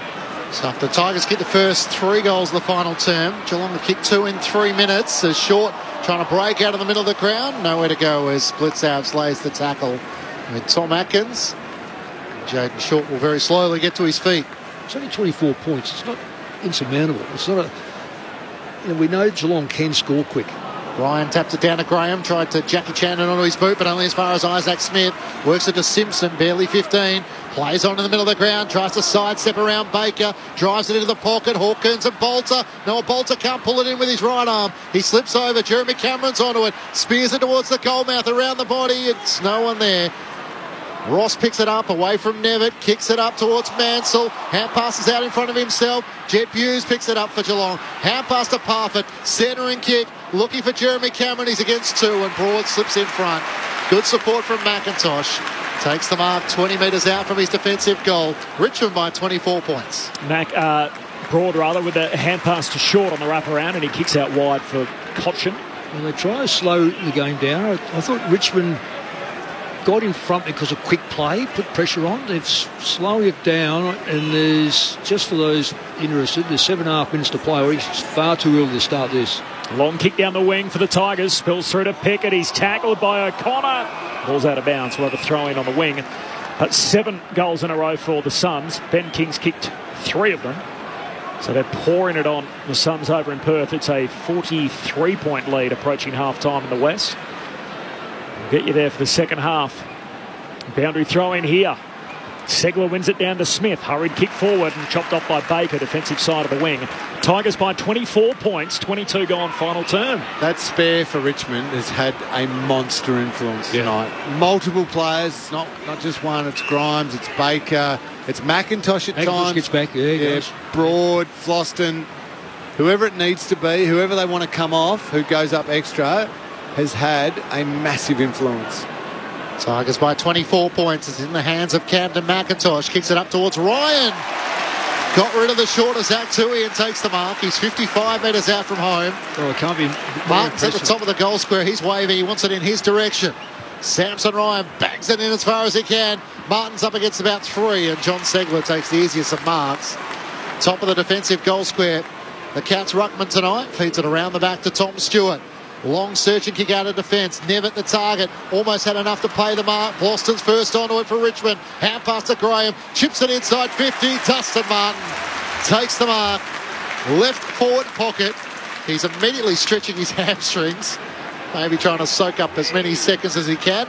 I was just watching, look at the bench. That last kick to win in the Segler mark, I'm thinking, where's the contest there? Jack Rewell sitting on the bench. So, again, veers around onto his right. Dustin Martin sets flight and kicks his third. Joins Trent Cotchin with 3 goals for the match. The old firm lifting the Tigers off the canvas. And it's back to a 30-point margin. 15-5, 95 to the Cats, 9-11, 65. 23 minutes gone, final term. Sorry, Matt, to jump in there. When he was stretching his hamstrings, I'm thinking, well, I can have a bit of a chat here. I was watching him. You never put your eyes away when Dusty has the footy. So, there he goes, just as Dusty can. 30 points. You mentioned, Lingy, you're not going to mention it. Only 14 premiership players in for the Cats tonight. I mean, it take nothing away from how Richmond have played, but it's their lowest number for the year. So out of their 23 that won premierships last year, only one of them isn't on the list anymore, being Joel Selwood. So 8 missing tonight. It's the fewest they've had all year, with just 14 premiership players out there. Of course, Richmond without a few of their own. As Atkins out of the middle, hand pass to Bruin, who's off and running. Takes 2 bounces, steps around Hugo Ralph-Smith and drives it through. Gee, Tanner Bruin. Here's a glimpse on what this kid can do. Burning out of the middle and finishes on the run. Richmond 15-5, 95. Geelong with another one back. They move to 10-11, 71. 25 gone final term. Richmond by 24. It's almost a shame that the game's practically over. Well, is over. That deserved a hell of a lot more of a response, Mick. That was superb by Tanner Bruin out of the middle of the ground. Run, bounce, then took the opposition on, had another bounce and kicked beautifully. He's always been a really good kicker of the football right through his junior years. Starting to build a body now too, where he can cope with the hits and the contests. We spoke, Corbs, before the game, how good he was in the last 7 or 8 minutes in last week's game against the Crows. With the game on the line? Yeah, so just showing little glimpses of where he's going to head to in the next few years. 58,141 at the MCG as Shea Bolton gets the clearance, puts it out in front of Marlon Pickett in the right forward pocket. Zach Guthrie gets a little toe poke onto it. Pickett regathers, trying to get the hand pass away. He's taken over the boundary line. And a boundary throw in, Lauren Borden. I feel like every time I've looked at the Geelong bench, Brandon Parfitt's been on it. So he isn't starting as the sub tonight for the first time for him this year, but really he doesn't seem to have had a whole lot of game time either. Ooh. Thanks, Loz. Gold Coast Suns by 50 points at half-time. We'll take you there shortly against the West Coast Eagles. Segler out of the ruck, kicks the Cats up the members' wing. Hugo Ralph-Smith takes the mark, hugging it to his chest in front of Ollie Henry. Tigers leading by 24 points. I was going to say he's been impressive, but there's hardly been a Tig player that hasn't been impressive. They've all risen to the occasion. Sends it long towards Samson Ryan. It's spoiled away from him. Jack Revolt tries to knock it on. Straight to Atkins. Kick smothered. Ricocheted off Martin. Spills to O'Connor. Kicks it straight to Ralph Smith. They're all intercepting it for the Tigers. He'll reload between wing and half forward. That Suns-Eagles game, by the way, it was even early in the second term. So Gold Coast kicked the last 8 goals unanswered at the second term to lead by 50 at the half. As Broad tearing out of the back half, receives the hand pass, kicks it into the pocket, and Guthrie takes the intercept mark back pocket for Geelong. Lynch will make a massive difference this side if he comes back in. Guthrie kicks a wobbler up to the middle of the ground. Duncan takes the mark. Little professional nudge from Vlostone. Stops him dishing off the hand pass. Gives it to Bruin, but standing stationary. Here comes the pressure. Back to Duncan. Hand pass away to Atkins. Gives it to Bruin. Short kick Nevitt. Marks between wing and half forward. Where's Tomahawk? The kick goes out in front of him at centre half forward. Baker outsized wins the spoil. Straight down to Duncan though with the Cats. Hand pass to Atkins. Gives it to Myers. Hooks a kick goal when it's offline and through from behind. So that makes it 23 points Richmond's lead. We're 27 minutes into the final term. We're in red time, the final 5 minutes. The Tigers by 23. The guys unavailable, so Gibcus, Lynch, Nankervis, the captain, Rioli Jr., Tarrant, really the 5 out of their best team. Soldo, you can chuck his name in if you like. And what's Lynch's time frame? Sorry, Chris? I think it's still about 6 weeks. It's not any time soon. And Josh Gibcus had another re-injury during the week of training, so he just can't get a trick. As the Tigers have worked at the left half back through McIntosh out to Bolter. Up towards the wing, Judson Clark beaten to it by Isaac Smith. Hand passes Geelong inboard to Duncan, back to Smith. Hand pass to Zach Guthrie, driven into the turf by Miller. Not a great hand pass. And the umpire will ball it up in the middle of the MCG. Tigers by 23 points. Richmond, of course, next week have the Bombers. Dream time at the G. All of a sudden sets up for a massive clash. Tap comes down the way of Isaac Smith, sends the Cats inside 50. Blitzap's gone forward. He marks on Vloston, turns onto his left and puts it through. Cats with a couple of goals in a flurry to finish with, and the margin is back to 17 points. So technically there's still a very faint pulse, but time is against them. 28 minutes gone, final term. 3 minutes on the game clock. Tigers 15-5, 95 to Geelong 11-12, 78. Is this where we pull out the Lee Matthews line? Your old sparring partner, Mick. Oh, there's a goal for every minute left in the game. Well, that's in theory that is the case. 3 minutes. You only need a 50 3 centre clearances. Well, you only need a 50-metre penalty is one of those, and it's they're the ones that break your heart because you're looking at the scoreboard thinking. So the intensity's gone out of it, and when Geelong don't have intensity on them, they'll cut the ribbons because they're so effective with their ball use, and that's why Richmond have led for most of this game because of the fact that they've been at Geelong and at Geelong. It's fallen away this last 5 minutes. 4 goals to 1 in the last 13 minutes of real time. So back in the middle, Blitzarves trying to get the centre break, kick smothered, ricochets to Bolton. The 1-2 with Taranto. Now Bolton kicks down to half forward. Miller goes to ground trying to smother it. But Guthrie wins it. Hand pass out wide, tapped down by McIntosh. Guthrie has a second go. Spins into a tackle, spills to Shea Bolton. Kicks inside 50. Dusty the nudge. Takes the mark. Oh, shit. He just bowled O'Connor over, and Dusty's got the footy 30 out straight in front. He went flying forward almost like a high jumper. O'Connor, Dusty arcs around, kicks the goal, shuts the door, and the Tigers are going to take down the reigning champs. A 4th for Martin. Richmond by 23 points, half-hour mark, final term, 16-5, 101. Geelong 11-12, 78. I say this with trepidation because I don't want this to come across as a Geelong person with that particular incident. So please, those listening, just park that for 2 seconds. I think the AFL umpiring department needs to clarify what you can and can't do in a marking contest as far as pushing goes. So the rule states that you're allowed to maintain space, Mick, if the ball's floating over and you can maintain. Just watching it again. Yeah. But you cannot create space with the push. Now, that is a clear push in my eyes. But so was a Tom Hawkins one earlier on in the game. And there's too much that is being allowed to be gotten away with those pushes now. I think the rule was if you put your hand on their back and hold them, fine. But the moment you extend your hands, it's deemed and it is. If you extend your arms, it's a free kick. Back in the middle, Taranto's brought down by Jai Clark. The last time Dustin Martin kicked 4, round 9 2021 against GWS. The time before that, Richmond's last premiership. Martin right on cue, trying to break away his tackle, dispossessed by Stewart. The tackle was over the shoulder. The arms outstretched, he wants the footy back again. Do you think the Geelong fans have done their best to try and forget that one? I think they remember. Certainly Dustin Martin remembers. He doesn't mind playing the Cats. Tends to bring out his best. Norm Smith medalist, of course, on that grand final stage. He kicked 4 goals. Prestia works it to Hugo Ralph Smith. Tigers by 23 points. Darion Prestia game 200. A nickname Meatball. Told not to do any upper body weights because he's put on so many kilos throughout his AFL career. Just the lower half, and the ball goes out of play for a boundary throw in. He's joined Richmond and been such a big part of their successful era where they won 3 premierships. Tigers by 23 points. A boundary throw in. A half forward for Richmond. Segler wins the first hit out. Second go at it from Miller. Knocks it down to Radaglia. Hand pass away to Jai Clark. Off the back flank. He kicks down the wing. And Ryan just knocks it down for Richmond. McIntosh pumps it back deep inside 50. Stewart marks. And once more with feeling, they let him know about it. Suspended the last time these two teams met for 4 games after a crude hit on Prestia. Richmond will have their night here.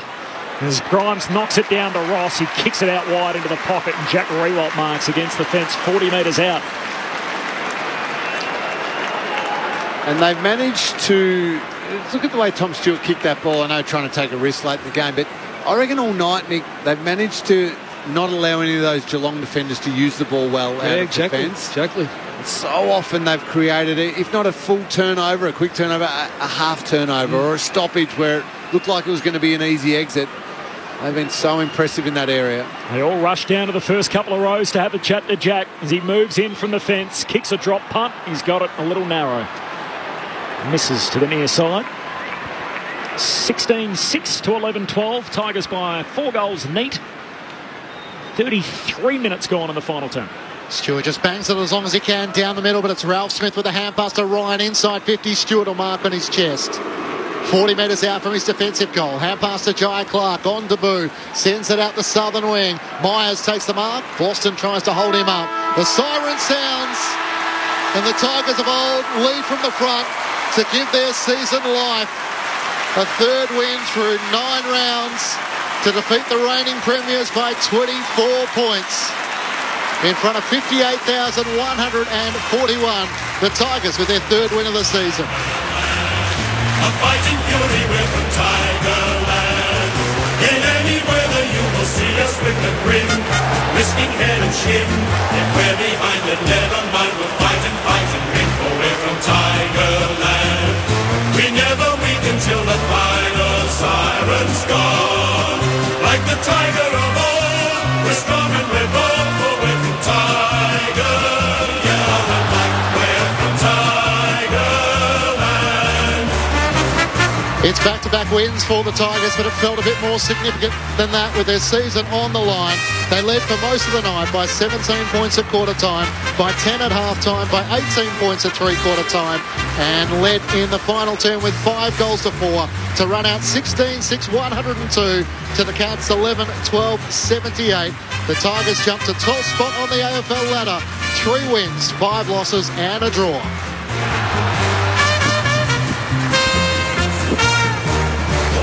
Tigerland, a fighting fury, we're from Tigerland. In any weather you will see us with a grin, risking head and shin. If we're behind then never mind, we'll fight and win, for we're from Tigerland. We never weaken till the final siren's gone. Like the tiger of old, we're strong and we're bold, for we're from Tiger. Yellow and black, we're from Tiger. The Tigers had 9 individual goal kickers led by the old brigade. Dustin Martin with 4 goals, including 3 in the final term. Trent Cotchin with 3. 2 to Jack Rewalt and to Ryan Mansell. Individuals to Prestia, to Dan Rioli, to Shea Bolton and Jack Graham alongside Judson Clark. Meanwhile, for the Cats, 3 goals to Tom Hawkins, including 2 in the opening quarter. 2 to Ollie Henry. Individuals to Bruin, Cameron, Smith, Duncan and Blitzavs. The Tigers winners by 24 points. The Cats' 5-game winning streak is over as Richmond start to build a run of their own, 2 in a row. Back-to-back wins for the first time this season for the Tigers. A 24-point win over Geelong. Just 2 of the great forwards of the game swapping jumpers. Jack Rewalt and Tom Hawkins, it is. Yeah. In the middle of the MCG, tops off. They both got texters out as well, so signing each other's jumpers. A lovely moment as they trade jumpers. What a throwback that is, to be able to see two players trade jumpers out in the middle of the G. Chris Judd's the one that comes to mind. Wasn't he asked for his jumper? Or Cam Guthrie? Cam Guthrie, that's it. I was trying to remember who it was. It used to be commonplace, Mick, sort of back in the day, old state games and grand finals, and obviously the famous pictures of the 66 team, the only St Kilda Premiership side in the Collingwood strip. When you see Baldock and Desi Tuddenham up there with a different jump, the opposition jumper. I know that I was asked at the time, do I want to swap? And my first reaction was, okay, but then, okay, no, I'm not. Yeah. Because... So you said no? No, it was a lace-up jumper, and I was 27, and I'm thinking, you don't have these every day of the week, so this is going home. Yeah, I completely understand. It's sort of, I get why the losing team you think, I've got someone's premiership jumper, and I mean nowadays they wear multiple jumpers on a day, it's a bit different, but they do. I mean, I don't think we needed any clearer indication that this is perhaps Jack's last year. I think that was fairly obvious, but I think that sort of thing is Jack just taking an opportunity against one of the other great key forwards to say, I wouldn't mind a little memento. Yeah. Nice night to remember, wasn't it? Is Jack saying this could be my last year by that? Jack, I think, has probably made up his mind very clearly. This is his last. Well, that's what I'm saying. So will he do it now against, look, he's going to look at some of the players. I think he'd only do it against the other truly great key forwards. Of course. There's probably only... Well, Kennedy resigned last year. Josh Kennedy and Buddy Franklin's the other one. Franklin, that's right. So both are 34, but you feel like Hawkins could go around again if he would want to? Yeah, for sure. Yeah, for sure.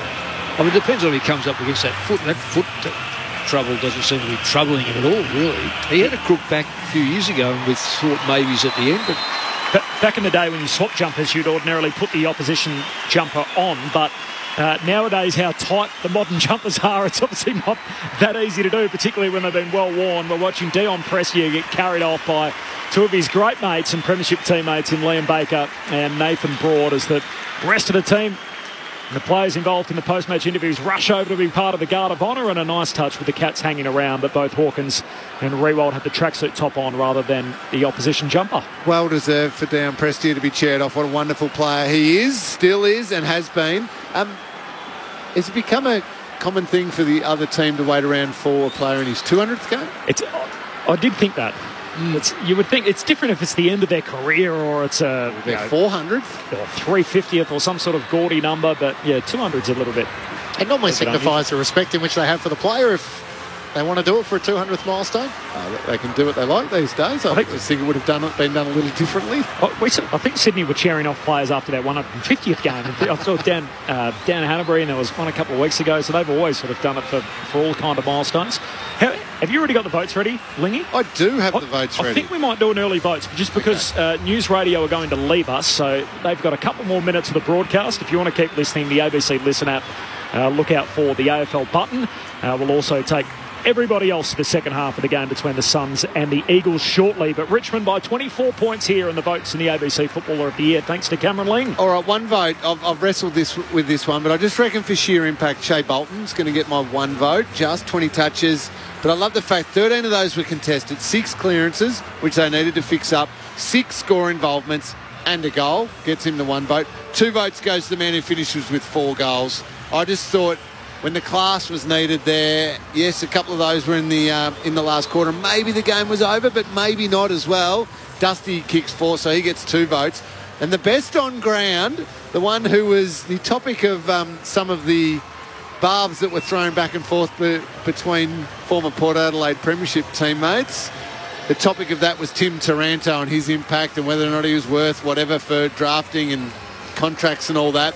Taranto, 28 disposals, 13 contested, 12 tackles, was enormous, 6 clearances, 4 score involvements. I just thought for a game where Richmond won the game on the back of their enormous pressure around the ball and their physicality and caused Geelong to turn the ball over, Tim Taranto did the job. Yeah, well done, Lee.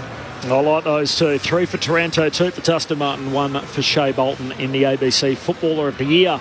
A big turn-up. We had a couple of lead changes in the first 10 minutes, and from that point on, it was Richmond throughout. The Tigers Led by 19 points late in the opening quarter, the Cats hung around, but in that final term, Richmond kicking the first 3 goals at the last to open up a 36-point advantage, and in the end they close out to win by 24. Back-to-back wins for the first time this year for Damien Hardwick's team. It keeps their season alive at 3.5 wins after 9 rounds.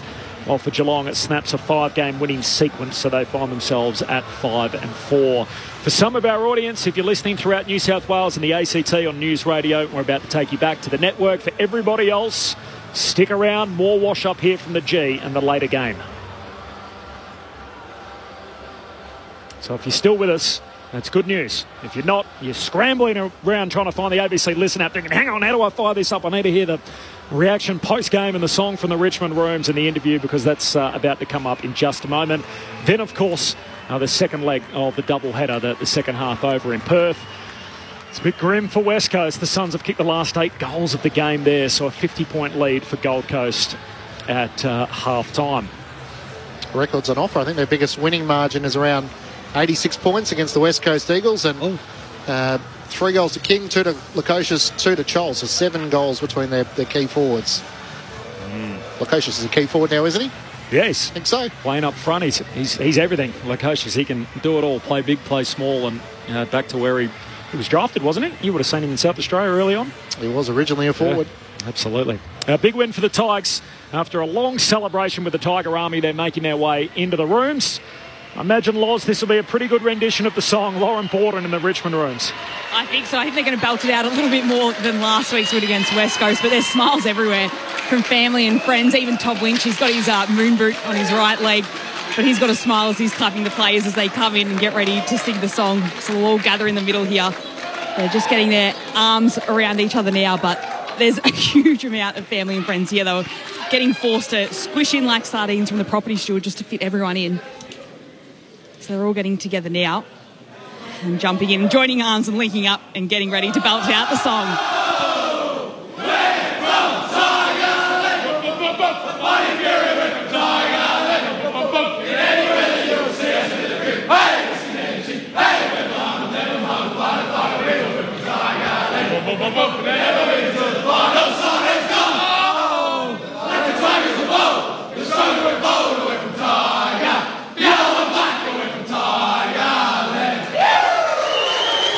So not the loudest singing of the song, but definitely a lot of smiles, and they're all just high-fiving each other and patting each other on the head as well. So hopefully we'll get a little bit of reaction shortly. Sounds good. Thanks, Loz. Hopefully a quick chat downstairs and we'll get across to Perth for the second half of the game between the Eagles and the Suns. Full-time here, Richmond by 24 points. Dane off the SMS, listening to the call from Perth, staying with the Tigers Cats and not using the AFL Extra app to AFL Extra button to listen to the nightclub derby. She's calling it between the Eagles and the Suns. The nightclub derby. There you go. From Raleigh in Adelaide. It's fair to say this is the higher ranked game out of the doubleheader, so that makes this the reverse curtain raiser. I think what do they call that? The curtain closer, I think it is, when you have the softer touch last. Liz in Ballarat says, great to hear most of your texts are sounding happy. I'm not. I was waiting for you guys to call a few more Geelong goals going through.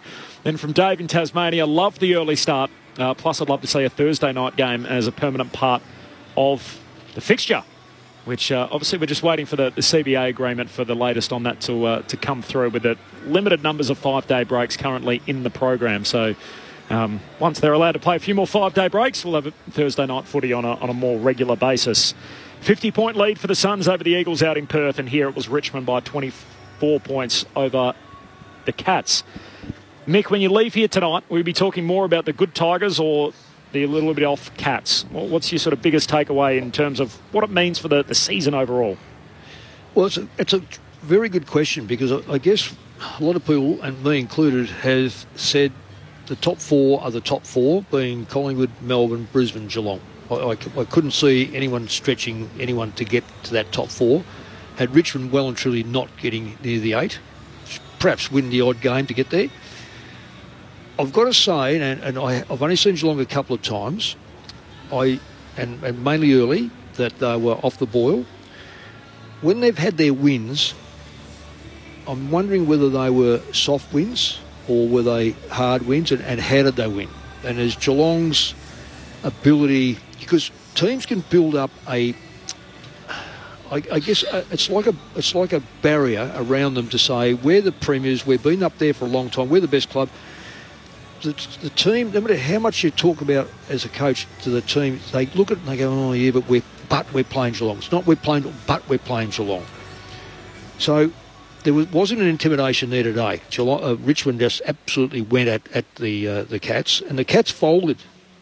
But there's a lot out, and I know Richmond have got a lot out as well. I'm wondering about last week's win and the week before that. Geelong have had big quarters. They've been challenged, but they've had big quarters that have got them over. And because they are such a very good football side, I still think that sides have to be marginally better than the year before to win a premiership. The Hawthorn ones, because of the GWS and Gold Coast, had a bit of an effect. But I don't think Geelong are as good as last year. And I don't think they can be as good as last year, because I think the older players are starting to really just show that little edge, and it has the kids come up and taken over. Richmond, to me, are still going to be that side, I still think. But, I don't know whether they'll make the 8. I reckon sides around there, they're going to have to beat, put it this way, you're going to win 13 games to make the 8 this year. They've won 2 out of 9. Or 2.5 out of 9, is it? 3.5 out of 3.5 out of 9. They've still got to win 10 games out of 13 games. Yep.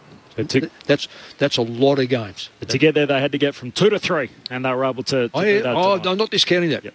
They played fantastic football tonight. Let's get into the winners' rooms and celebrate with them. I'll get Cameron Ling's take on the Cats in a moment. Tigers by 24. Lauren Borden in the winners' rooms. Loz. Thanks, Corby. I've got Daniel Rioli down here with me. Congratulations on the win. A couple of wins in a row, and you've defeated the reigning premiers as well. Is this season back on track for the Tigers?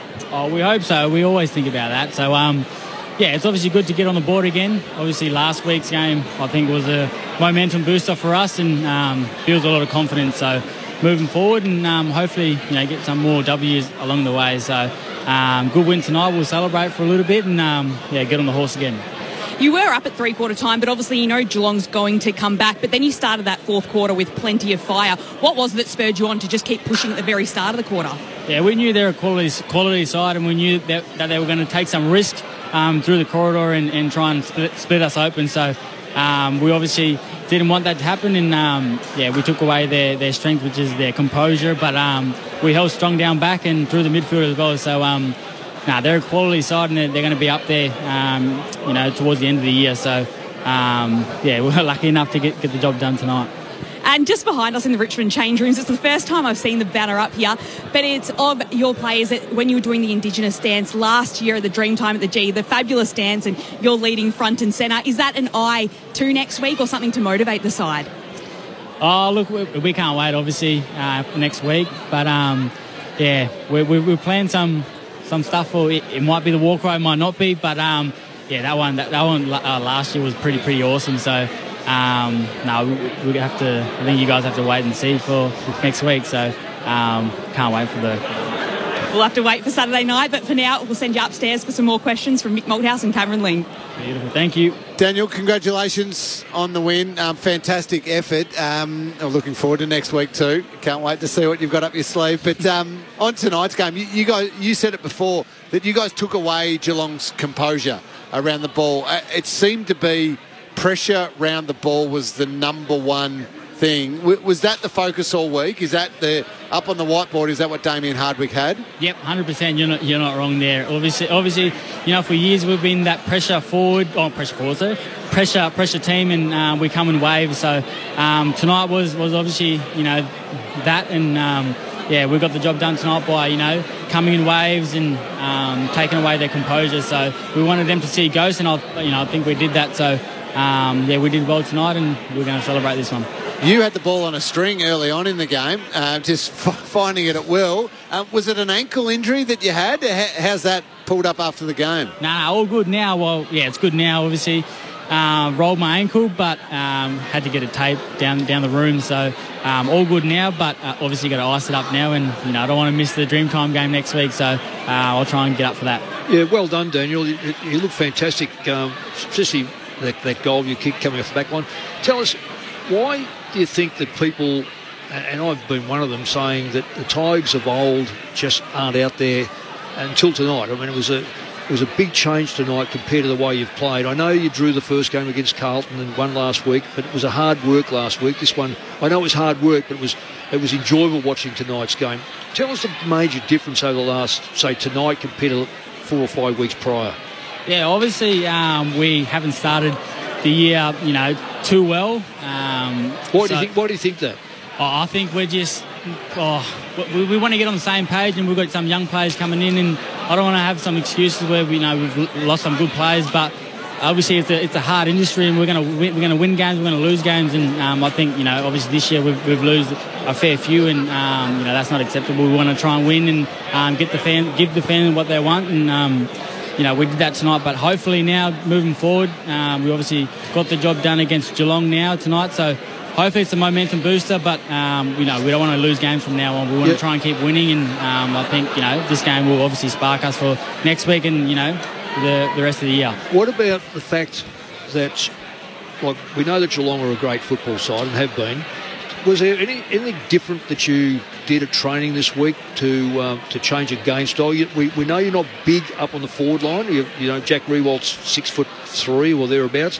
You haven't got Lynch up there. Were you instructed to bring the ball in differently, or were you instructed to play on, go through your pace, use more pace around the ground? Yeah, you're spot on. Obviously, we know Geelong, like Stewart, for example, he loves to roll off our forwards and try and get those intercept marks. So I think he did that a couple of times tonight, but I thought, fair few of our forwards had to engage him and try and bring the ball to ground, and that's what we did. And like I said before, the composure that they love to do, they love to keep the ball in their hands, and we obviously try to take away their strength, and we did that. But the main thing is bringing the ball to ground was a focus of ours, and I think the forwards really started that. And when the ball's on the ground, that's where we come in waves and bring our strength, which is our tackling and our pressure. And I thought that was on tonight. Dan Rioli's joined us from the Richmond rooms. Dan, it's Matt Clinch. I loved a lot of the matchups across the ground. Jeremy Cameron alongside Nathan Broad and Noah Bolter on Tom Hawkins. I think they had 22 intercept possessions, Broad and Bolter between them. So obviously, as the match went on, they were able to capitalise on some of those opportunities and then really springboard your defence off half back. Yeah, they're good players. Bolter, for example, he can run like the wind for a big fella. So. Obviously we wanted Tom Hawkins and Jeremy Cameron to want to nullify their strength, which is their marking and goals as well. But we held strong, and we got the job done tonight. So those boys did a wonderful job tonight, and they're good players. And just out of interest, have you ever been a part of the All-Australian top 40? There might be a selector somewhere nearby. Do you feel like you're playing career best footy? Oh, who knows? I'm trying to play footy. I'm happy playing footy, and down back is probably where it suits me best, because I'm running. My strength is my speed and running power. So look, it would be nice to be up there, but obviously these boys in the back line use me and have confidence in me. So I'm just trying to play footy, and footy makes me smile and brings family together. So who knows? I always try and get you in there, Dan. Mate, I appreciate that. I was about to say, I wonder if any All-Australian selectors may be listening as part of this. We'll keep throwing your name forward, Dan. We've got a real serious one to finish, Dan. It's where I come in on the back end and throw some at you. We saw Jack Rewalt and Tom Hawkins trade jumpers at the end of the game. If you could swap jumpers with any footballer, past or present, and you could have another player's jumper, who would you trade jumpers with? Oh, that's actually a good one. Probably Andrew McLeod, now that I'm playing down back. So he's a machine, and I want to, probably be like him. Well, that's a pretty good one to have. There's no doubt about that. And last one, obviously, the dream time at the G game this week, but the whole week and the 2 weeks, obviously, of Sir Doug Nicholls' rounds is a huge celebration of culture. What does it mean as an Indigenous player in the game to have this week or 2 weeks on the calendar? Yeah, obviously it's a great occasion, and we always look forward to those. So, sorry, I got to go, boys. I got to go. Sorry, mate. We'll leave you to it. He's just got to run straight into the meeting now. They're all in there, and he's the last one running in. We just missed out on you burned it with your silly question before your serious one. The jumper one was a good one. It was a good one. If you could trade jumpers with any player in history, whose jumper would you like to have? Any player in history? Wow, wow, I need some time to think. History. Wow. The mind immediately goes to which one would be the most expensive value commodities. This is I'm thinking Gary Ablett. I'm thinking Lance Franklin. Mine's a Cats Dustin one. Martin. Gee, either one of the number 5s for the Cats for me. Would it be Polly or Senior? Probably. Gee, Polly would be nice. That's a good question. Yes. That was an all right question. That was a good one. Is there any opposition players' jumpers who you would put on display? So if you... No. No. I sort of thought you'd say that, Mick. Probably Plugger. Yeah. Plugger Lockett. Well, he played for the same footy club as me in Ballarat. Me before him, of course. That's North Ballarat. Plugger's...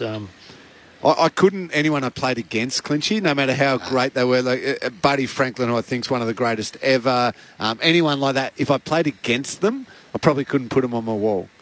But and I actually did. Sorry, I did play one game against Plugger when he came back. Did he wear the number 46 or something? That's right, he did. 46? But I'll make an exception for him. I'd have Plugger on the wall because Ben Matthews wouldn't give up number 4. That's right. That was the reason why he ended up in 46. Keep thinking about yours, Meg. I haven't forgotten that you haven't given us a single name yet. There's a good photo with both of them with their jumpers off. I think Jack's signed his Go Tigers, and Tom Hawkins has signed his It's Been a Ride. That's great.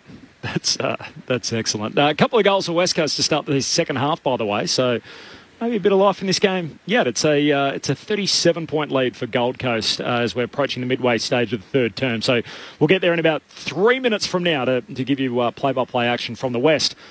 Lingy, Cats, Geelong supporters in the car driving home. How should they feel about what happened tonight? I think you can be disappointed in the night and their composure with the ball in hand and the fact that at times... when they had a chance to use the ball well and set up a scoring opportunity, they didn't play like millionaires. I disagreed with that text from earlier, but there was a fanciness to some of their ball use early on that just didn't need to be there. Sometimes just take a simple option and then take another simple option and then the game flows from there because you had to feel like Richmond were bringing some good heat. So maybe just simplify it a little bit more in those moments. But also don't despair. I think we saw Richmond play an outstanding game of football. Their pressure was superb. Their structure was really good. That type of Richmond, if it's sustainable, is a finals type of Richmond. That's the flip question, though, isn't it? Can they repeat that again? That's a challenge. Dustin Martin kicking 4, Trent Cotchin kicking 3, Jack Revolt. Yeah, and their backline's superb with their intercepting, their pressure around the ball, all of that. So that's the question for Richmond. Geelong, I think, it'll bring them back to, okay, we need to do these few things better. We need to sustain certain things better. And we need to, when we've got the ball in hand, we need to be smarter with our ball use, not over handball against a team who's bringing the heat and bringing a heap of pressure. So, lots to fix up. Personnel helps with that a little bit, Corbs, but also just that at times grit the teeth and realise it doesn't have to be perfect, doesn't have to be beautiful football. It can be an arm wrestle for 10 minutes to eventually get the game back on your terms. So be disappointed in the night, but certainly don't despair about this team. They're a very, very good football team. Tigers by 24 points, so they're 3.5 wins on the season after 9 games. Geelong, a 5-game winning sequence is over, so they're now 5-4. Cameron Ling gave 3 to Tim Taranto, 2 to Dustin Martin, and 1 to Shea Bolton as his votes in the ABC Footballer of the Year. So Lingy's gone with the number 5 from Geelong, whether it's Polly Farmer or Ablett Senior or whoever it may be. Clinchy's basically gone with whatever the most expensive jumper is, he's happy to have ownership of. Mick? Well, a current one would have to be Dusty, wouldn't it, as far as the most expensive one? How many players have played in grand finals and won a Norm Smith medal? 3 Norm Smith medals, yeah. I'd probably still looking at, like Pebs Rocker or Benny Johnson or Guy McKenna. Some of your favourites. Favourite. Sentimental. Paul Curie or Jimmy Clement. With a little message on it. Thank you, Mick, for everything. Dougie Hawkins. I mean, really, there's just so many. See, this was worth it just to get Mick's favourites all of a sudden outdoors. What about John Coleman? Would be nice. As an Essendon supporter, that would have been my answer. So, historical figure, probably the best 100 games you could ever have in the history of the game, and something like that would be... If anyone's got a John Coleman jumper, let me know. That's what I'm looking for. Time to get out of here. Thanks, everyone, for their work tonight here at the G. Richmond winners by 24 points. Time to kick it over to Perth. Third quarter action, Suns-Eagles. As we welcome our listeners joining us from Victoria, Tasmania, South Australia and the Northern Territory to Perth Stadium. The Gold Coast Suns absolutely dominated the second term here. They kicked 8 goals unanswered to lead by 50 points at half-time. But West Coast have kicked the 2 goals so far in this term as Duggan puts West Coast back into the right forward pocket. Big pack around it. They can't get it. West Coast clearing kick. Goes down the throat from Fiorini to Witherden, who's got it about 55 from goal at right half forward, and he'll move it short again for the Eagles to O'Neill. Too far out to score at about 52 metres. It's a jam-packed attacking 50 here for the Eagles. He's giving signals to his teammates who wanted it in short. And he's going to go as far as he can. Won't have a shot though. Lays it up. Is there anyone tall up there that can take a mark? Davies got his fist to it. Ballard wants to soccer this one through defensively. He was under enough pressure that it will not be given as deliberate. So a behind for the Eagles, and the margin goes back to 6 goals. Akash Fodadar is down on the boundary for us. Yeah, Jack Darling tried to soldier on for quite some time, but he's finally come to the bench and is now in discussion with the medical team about what looks like a left forearm or left wrist injury. The Suns come down the commentary wing. Witts to Oyer, marking just shy of left half forward. He is quick, decides to go on a run and then thumps it inside forward 50. Going up Jamison, got a hand to it, spills down. Oh, Davies snaps but misses to the left-hand side. It's actually the Suns' first score in this quarter. 11-8-74 to the Eagles, 5-7-37. 18 gone in the third. Clint Wilden with you alongside Dave Lindsay in commentary. Our experts, premiership players Sharad Wellingham and Beau McDonald. Eagles on the exit turn.